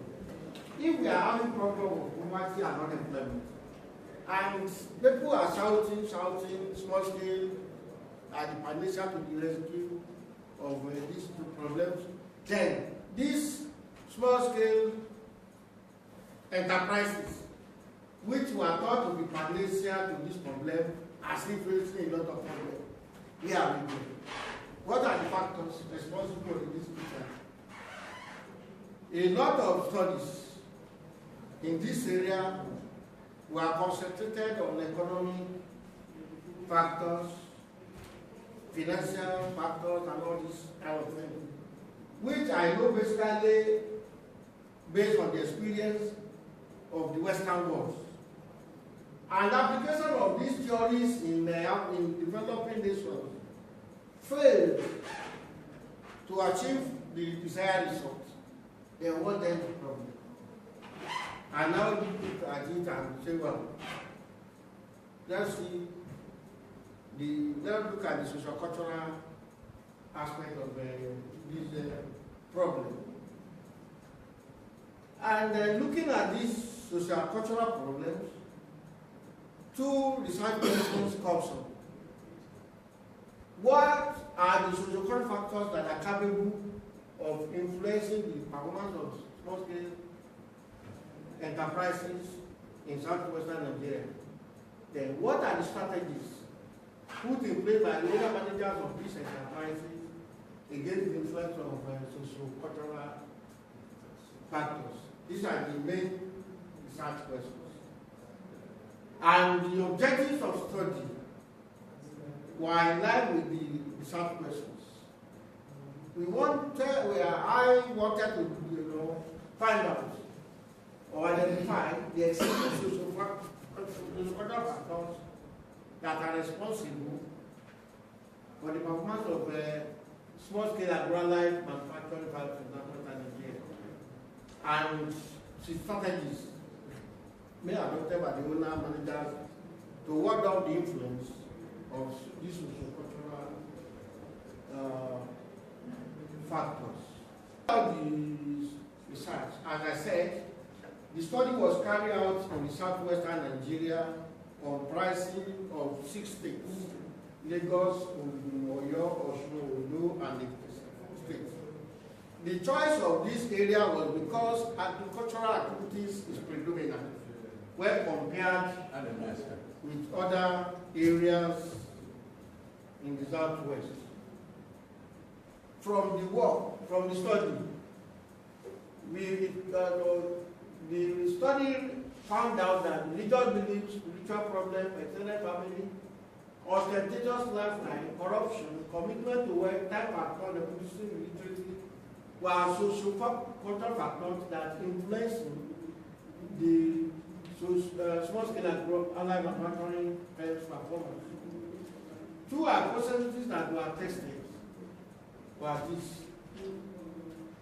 And from the logistic review result, it was affirmed that the relationship between socio-cultural factors and small-scale agrarian manufacturing performance were existent. Conclusion. The finding underscored the need for training and sensitization program. 2, the program will equip these aforementioned points. We equip the operators of small-scale and allied manufacturing firms on how to maintain balance between their services and the socio-cultural environment. And lastly, this is necessary for these small-scale and local manufacturing firms to serve the purpose as engines used for sustainable development. Thanks for listening. They will help. Because if a man has 453 children, let's say even 100 of them have cars, it's already overpopulating the area. NEPA, for instance, would take a transformer that's supposed to serve, they normally say 500 people. In my own village in Abuja where we live, 15,700 people use one transformer. And that's because the planning has been faulty. So I just want to humbly say, sir, that maybe you consider putting something about family planning in the urban development. Thank you very much. I want to believe that we are taking notes of this. Yes. And the global warming has been described as the greatest or one of the greatest threats facing humanity. And it is a process that is talking about changes or increase in world temperature. And these changes keep the general, or let's say the common man way of understanding it is about the rate at which carbon dioxide is being produced into the atmosphere based on the activities of human beings in the world. And it is one of those things we can call man-induced environmental threats to the people in the environment. And there are a lot of things being created, a lot of gases already within the atmosphere. We have several gases operating or existing there. And now the amount of carbon dioxide that the society need for survival, for humanity need for survival, is being increased on a daily basis because of our activities. One of this paper is just to look at it that if these people that are already benefited are still nursing fear that things may not be normal at the end of the day, if care is not taken, by the time we now get there, what is going to become of our society? Based on the fact that we no longer take things serious the way we're supposed to. Rather than face the reality squarely, we put everything on superstition, thinking that nothing will come up. When you tell people that this thing can happen, just like the way my doctor from NASU just talked about the issue of threat, fire, whatever, immediately you tell people about that, they will say, why are you thinking negatively? Just forget about it. Don't you have God? These are what we have been banking up in this society. And government is not helping matters because we are not assisting. Government is not assisting.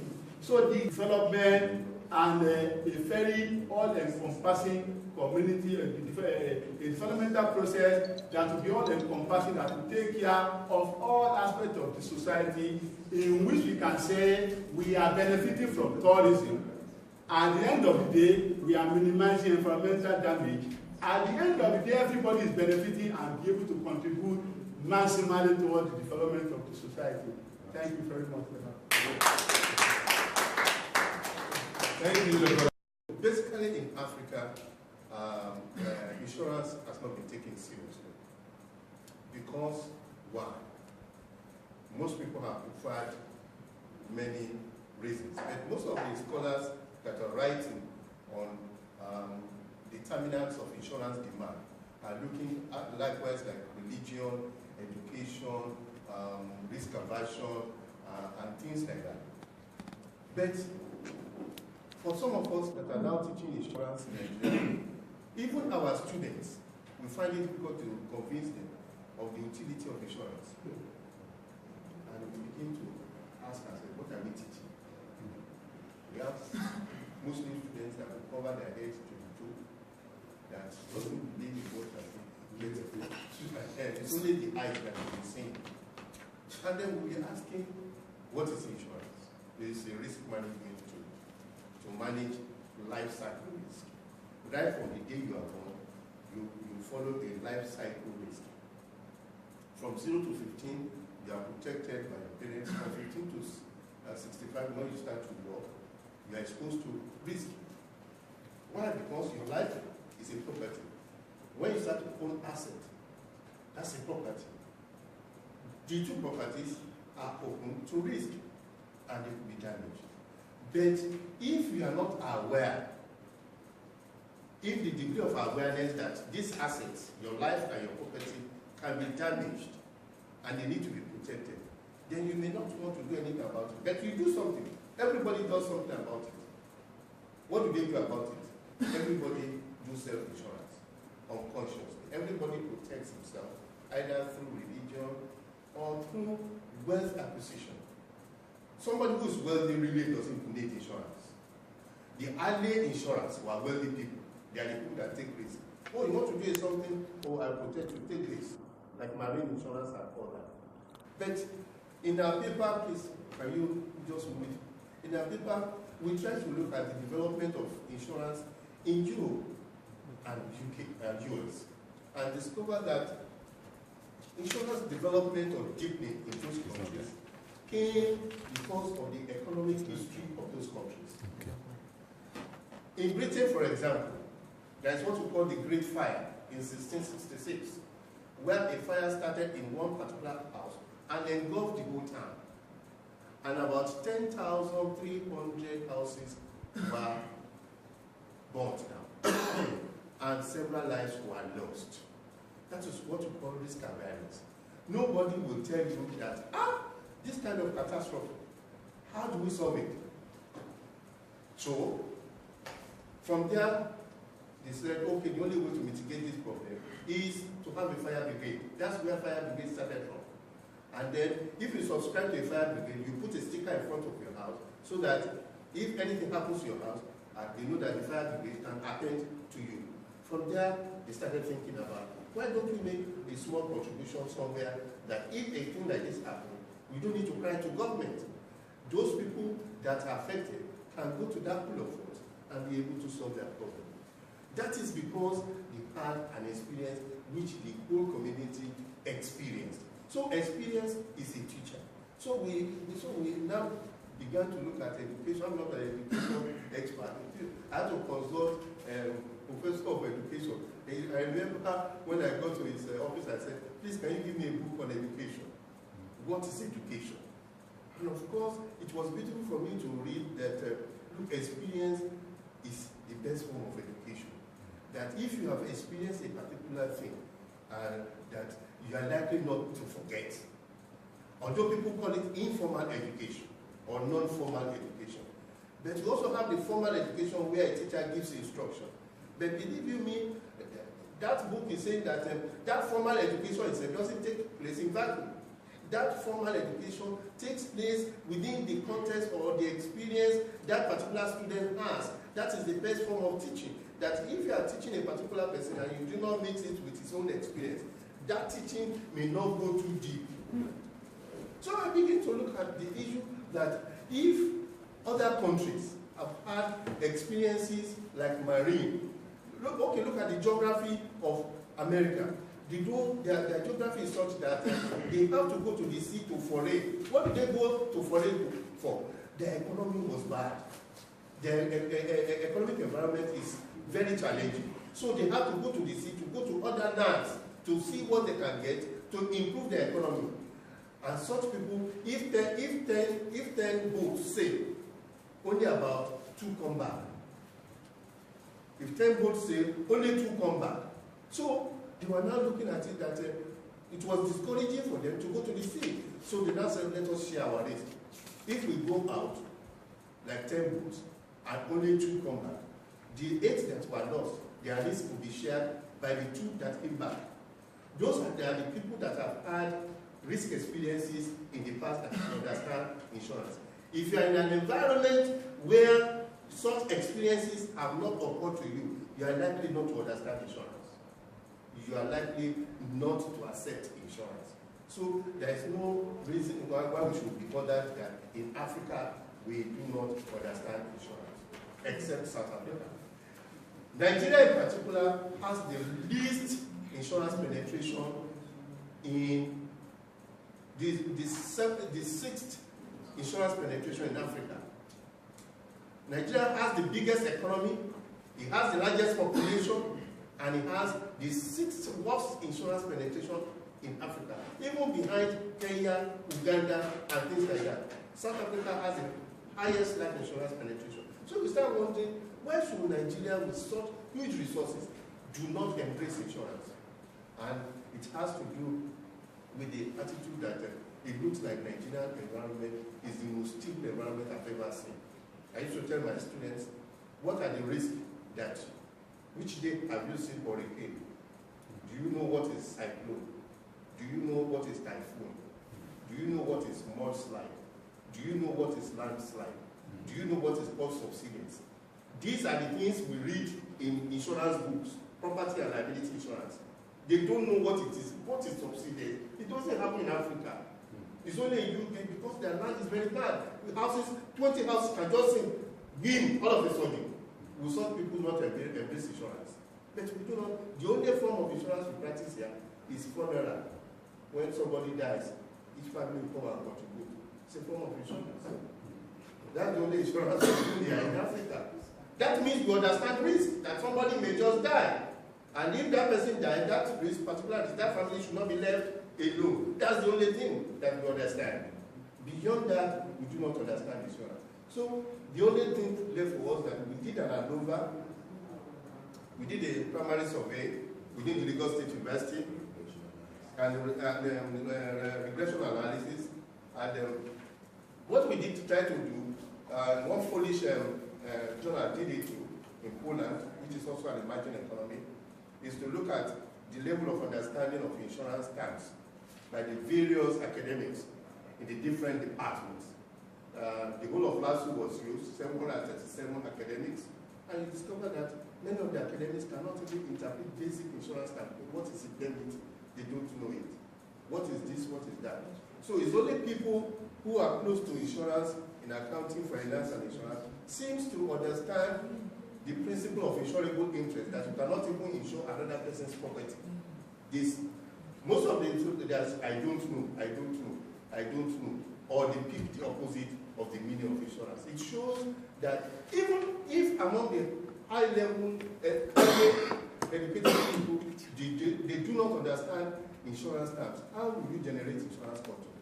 How are you going to deepen insurance? And hence we just suggest that since experience of high risk, what we call real experience, for a man to be experienced is to experience a real catastrophe. Like for example, a newborn baby, if he touches a very hot liquid, he will never touch it again. And that means if most Nigerians have not really witnessed high-level risk, they may not understand insurance. The only way to inculcate insurance culture is to begin to educate Nigerians from the primary school to the secondary school, and even infuse some form of educational material into the different departments. For example, we have engineering insurance. The Faculty of Engineering should offer some little engineering insurance. The Faculty of Medicine should offer some little health insurance for them to be able to understand the impact of health insurance on the development of medicine. Health insurance has impacted medicine. Engineering insurance, without engineering insurance, nobody can go to the moon. Nobody would dare take the risk. If you look at the kind of insurance given to the people that go to the moon, you'll be surprised. So without insurance, industrialization cannot take off. Because in Europe, in the middle 20th century, you see people whose arms are caught that's what started workmen's compensation. It only shows that in this part of the world, we have not started industrialization at all. But the only way to start kicking it, instead of saying compulsory insurance, is to start educating people in Africa about the role of insurance in education development. Thank you. It can be coming into contact or being bitten by this transmitting vector, or it can be through blood transfusion. An infected blood or infected person to person that is not infected. Or it can be through congenital. Congenital here means through pregnant women to their unborn children. In fact, looking at the way malaria is being transmitted and where it occurs, mostly our younger children are much more susceptible to this infection. Possibly, it may be due to lack of strong immunity or exposure to some certain environmental factors. Because also infection has to do with some other factor environment, infection, and the intensity of that. So that's why we now look at the transmission and repeat congenital as a serious case, because most of the pregnant women, they can get malaria, then transmit also this malaria to their children, and then they will be born with this malaria, and most of them will be dying. So this malaria has been a world problem, and 500,000 children died annually. And in fact, Nigeria having 1/4 of all the death cases of children and pregnant women from malaria infection. So that is why we started to say there's need upon all the research that is taking place about malaria. There's need for continuous research so that this deadly infection should be removed away from our continent. So the research took a descriptive survey method, on which we were able to recruit 269 269 women.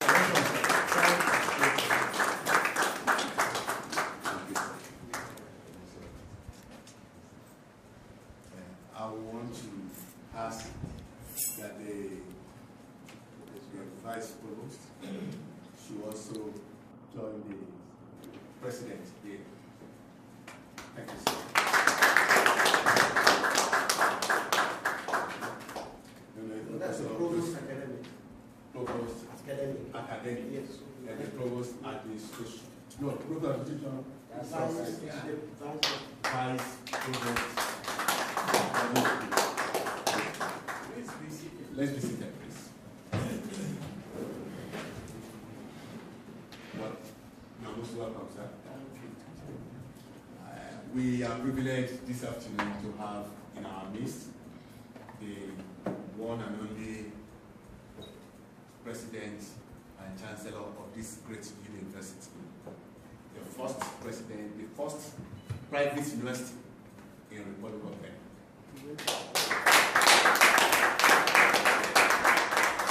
Most of us have been hearing about this university for years.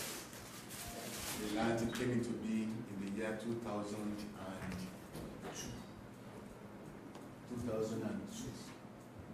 And it's been making waves all over in different disciplines. We are so much proud of this school.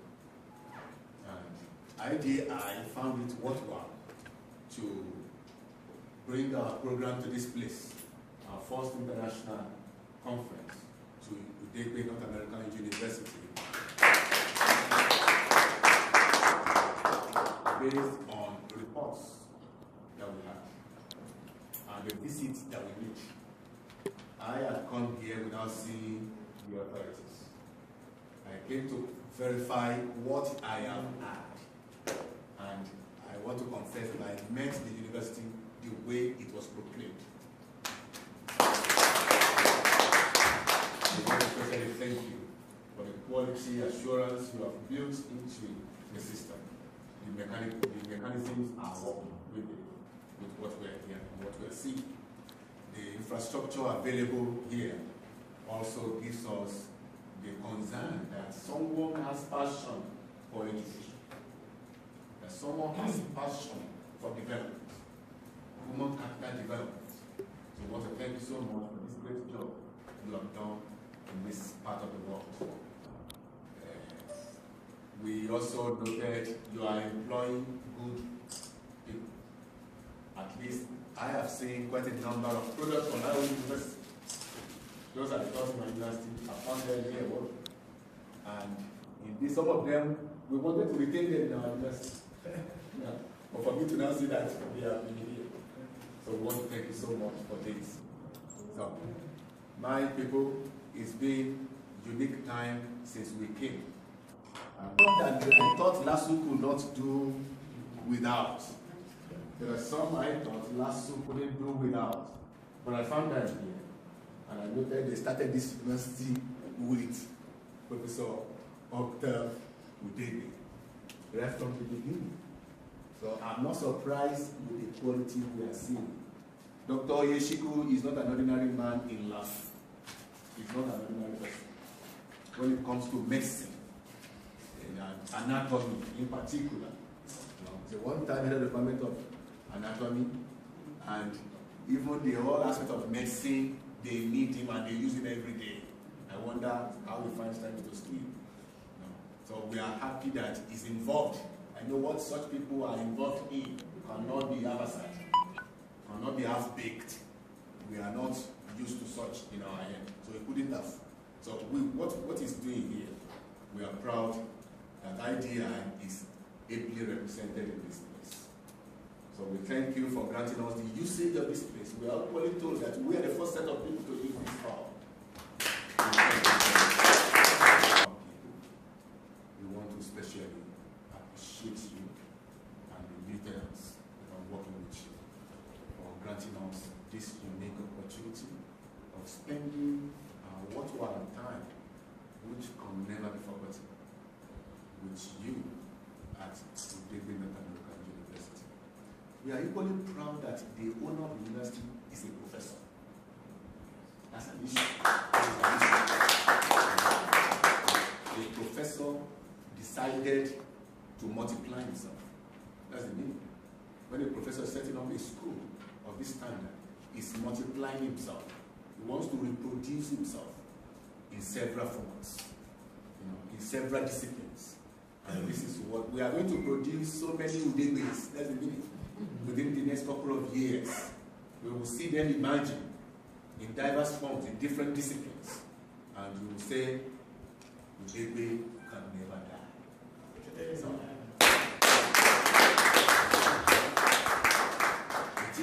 that note, that we are bringing another letter, sir, that the Chancellor and President of Oddygo North American University will be one of our major patrons in IDI.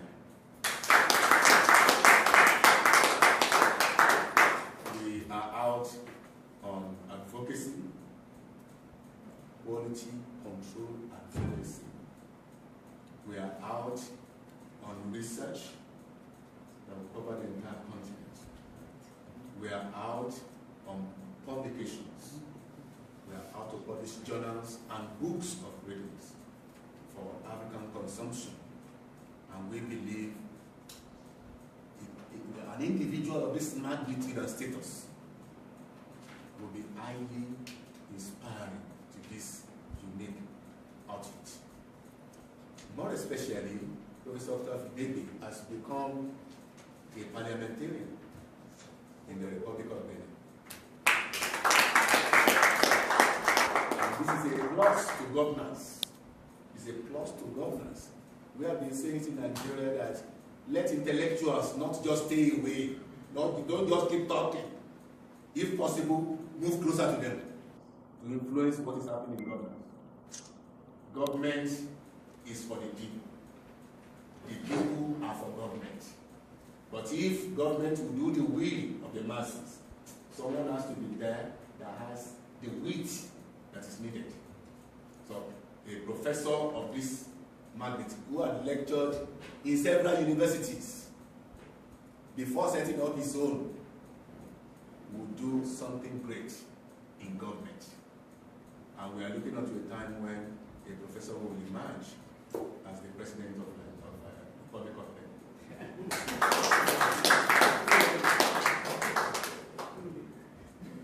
So it is on this note. We are from different universities. In fact, someone is here from the UK. Some also from other lands, but those from Nigeria are from different universities in Nigeria. And we are all on service with the President and Chancellor of Oddygo North American University. Thank you so much.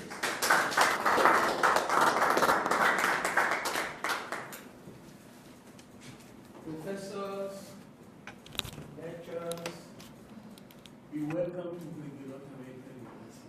Thank you, sir. We have here two topics. We're talking of education and we're talking of development. Our education in Africa will never sustain any development with this. I taught Gaspia College in 1969 to 71.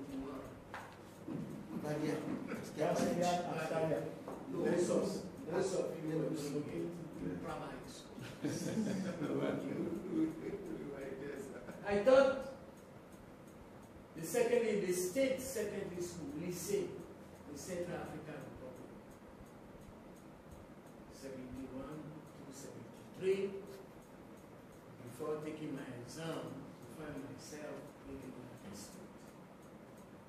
At Ohio, for my first master's, I taught my own class, the international organization. I challenged the lecturer on many occasions, and one day he called me to his office. You are on scholarship, I said yes. Do you have any other thing? I said, then I said, oh, I remember. They gave me 6 Black Americans to guide. And that earns me about $30 a week to teach them how to go to Canada, how to write correctly their homeworks. He said, you teach. They will replace you. I couldn't believe it. But they all accepted my my classmates all accepted that we lecture the way the professor was lecturing. And I thought the whole service. Sitting over there, looking at them, taking exams, and checking those who are cheating. Those who are cheating. The cheating also exists. Our government in Africa will never, even the oil producers can never maintain school system.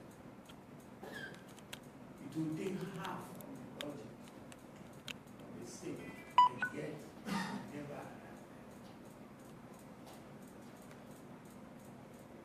Education, we say, will sustain the problem. Why?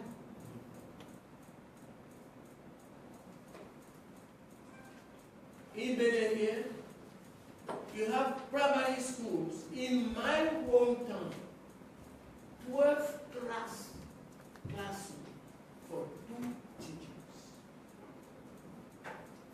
The government cannot pay.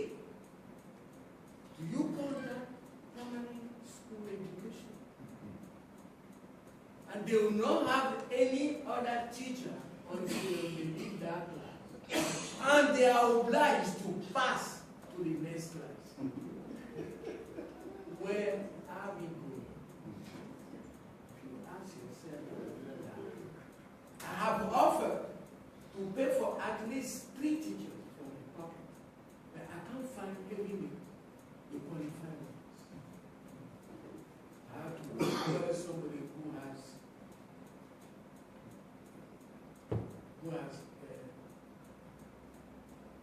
SS3, who have been badly taught and then qualified in that badly teaching and then to teach. So what is he going to repeat? So education is what? I have in my head the dictation of the primary school certificate. 1958, 1959, 1960, I still have it in my head. The association of the teachers who were trained, they're celebrating their 50th year. They invited me. And when I told them what was the dictation of 1958, nobody could remember. 59, nobody could remember. 60, and I read,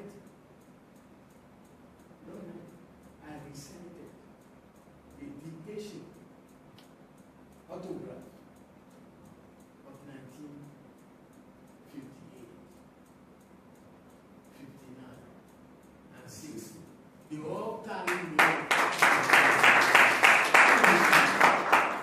was the teaching. That was the declaration of Abuja, or declaration of peace concerning economic development. Sustain. These sustain. You don't finish treating the declaration of Abuja, then the declaration of Oddygo will come. You have not finished using this one. The word development has been so badly used, confusing, because many people don't even understand what we call development.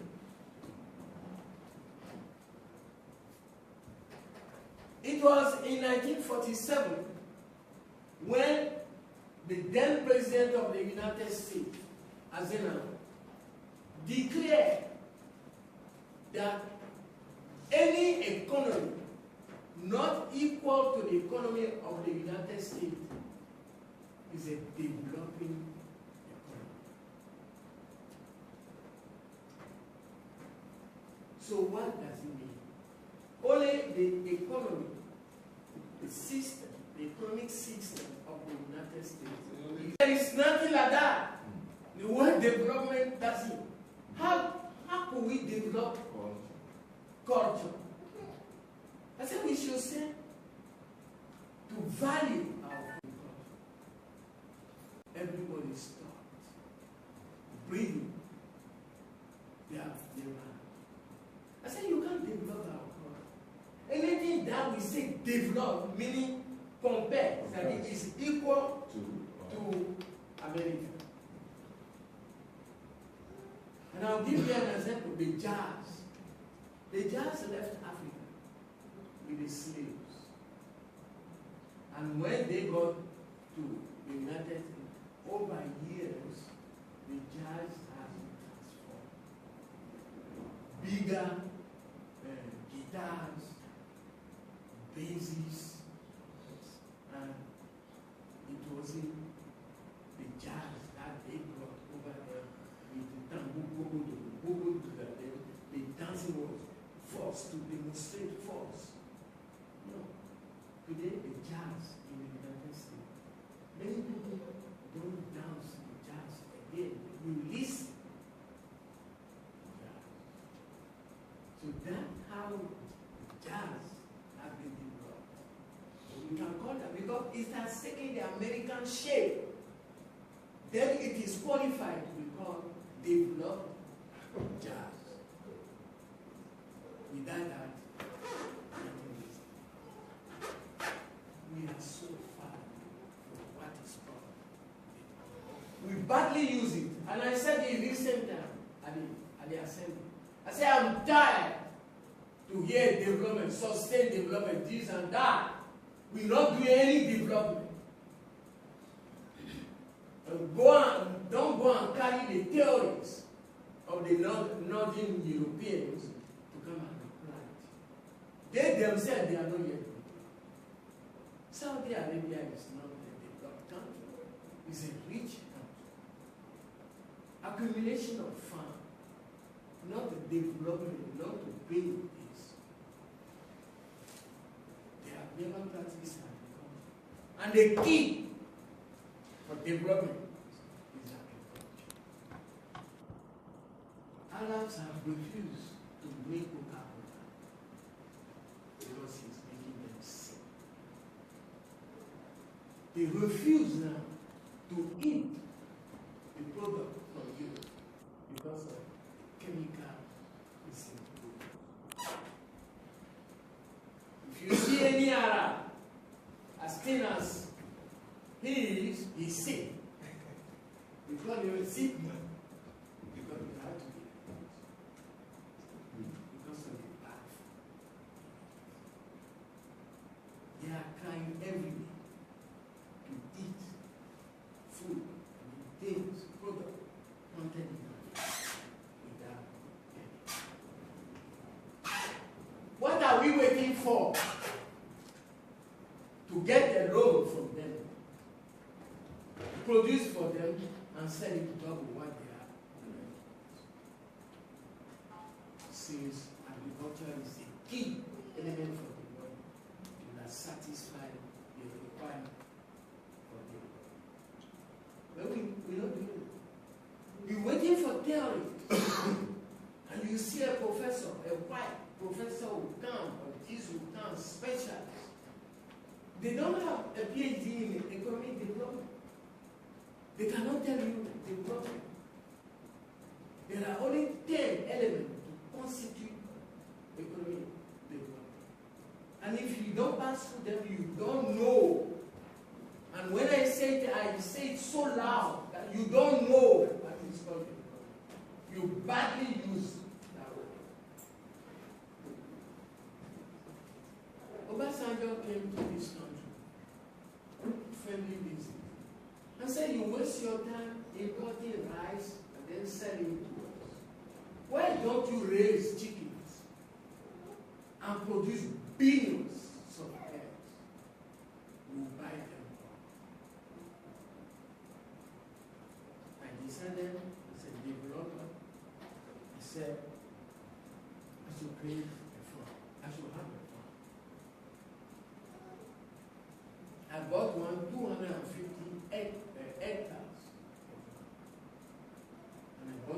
recently, 74 hectares. Within 1 year, I covered the whole surface, and I produced 10,000 eggs a day. 12,000. Then I invited all members of the parliament. I said we only talk every day here how to control the action of the government. To best control the actions of the government, we should all have a farm of 50 hectares and produce something and grow. We don't need these theories. The fact. We are so blessed that we are neighbor to Nigeria. With a population that we need to buy.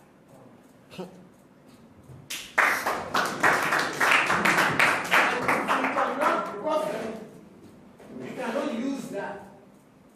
You have all these students at the university. We training every day, jobless people. And I know that we training them to save them. I employ 100 every year. After graduation, I was abroad, and then after some time, I said, we work for a year. Then I employ again to assist the lecturers, to assist the administration. Most of them will go to Nigeria, they will come back looking for them. And the universities, we created them every. With all that you have seen here, we have 3 universities accompanying us. Fremont State University, Ohio Academics, and the University of Wow. They come here twice a year. Some will come to teach for 2 weeks, vacation for 1. They told us never to engage ourselves in a master program or PhD. They said the PhD you could do it. Somebody going to PhD after taking the general exam, all that is there is mental. But the master degree, you cannot do the master degree until you have a central library. Nobody has it in the French speaking. You will never see.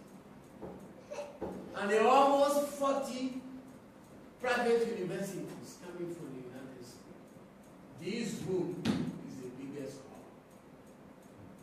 Others are the bedrooms. The kitchen, that's class. University education. And raise hell all the time. Nobody wants it. As soon as you entertain people of the ministry of higher education, you rent a house, you move some walls, and then make it the classes for 25 per class. I said, before he talks, he must talk. I taught the English grammar for many years. Then I look at them. My accent wasn't the accent. But after 3 years, everybody was looking for my accent. So, education for sustained development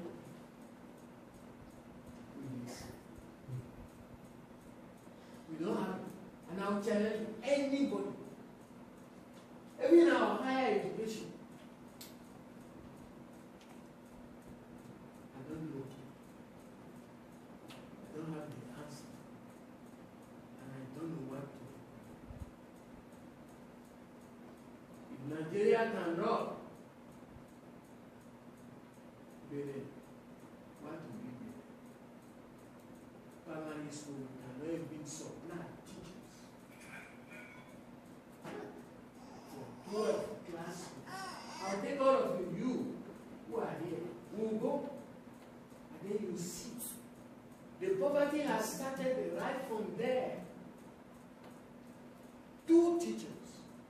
primary teachers for 12 classrooms. Don't say you heard it. Just say you've seen it. And it's over the radio all the time. And the few teachers are on strike because they want more money. You should be a criminal to say anything that you want increase. It's wrong. There is no single mineral. And we to add one dime. Our economy is based, our budget is based on tax and the poor. But Nigeria will lose part of it. Nigeria will lose part of it. That's how we survive. So when they say strike because they want increase, I said you criminal. I told them. Tell us where the government should find the money. So we have to take load over. The time will come when our children, they will never be paid. Don't count on the African education for economic.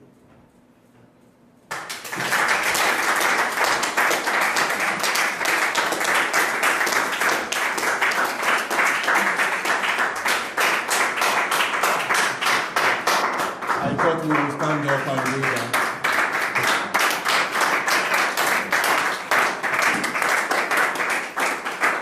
Thank you very much. This is Frank Talk. Frank Talk, and I'm happy we have recorded it. It will go down the lane that we recorded history in IGI when we were down to the earth with ourselves about what our education is. This is not spoken by a foreigner. You are not listening to an American. Professor Oddygo is a Berean in a francophone country. A professor from that land speaking to us in English, as solid as this. So shame on us. From Nigeria, we can't speak French. Real shame.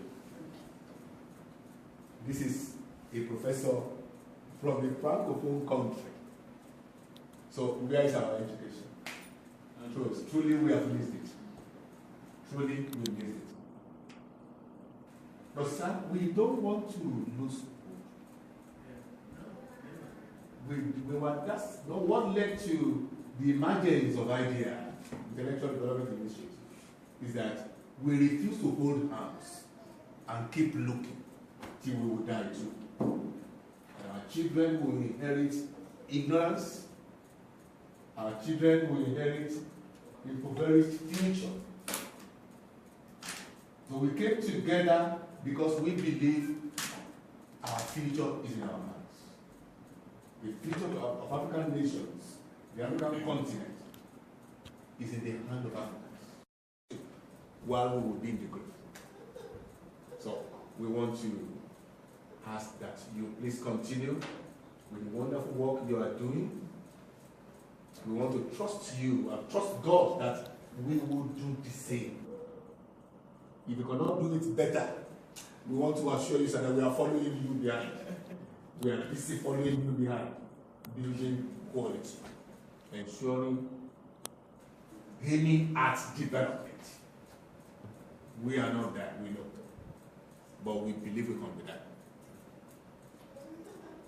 IDI people, it is a privilege for us to listen to a voice of wisdom. I don't know how you feel. How I pray we can continue like this. This professor can speak for hours. This professor, if we allow this professor, he's not reading anything. So we have a long way to go. So we want to believe that we will still be back. And we will find you. We will continue to look for you. If we invite you to another land, please oblige us. On behalf of all of us, we say thank you so much.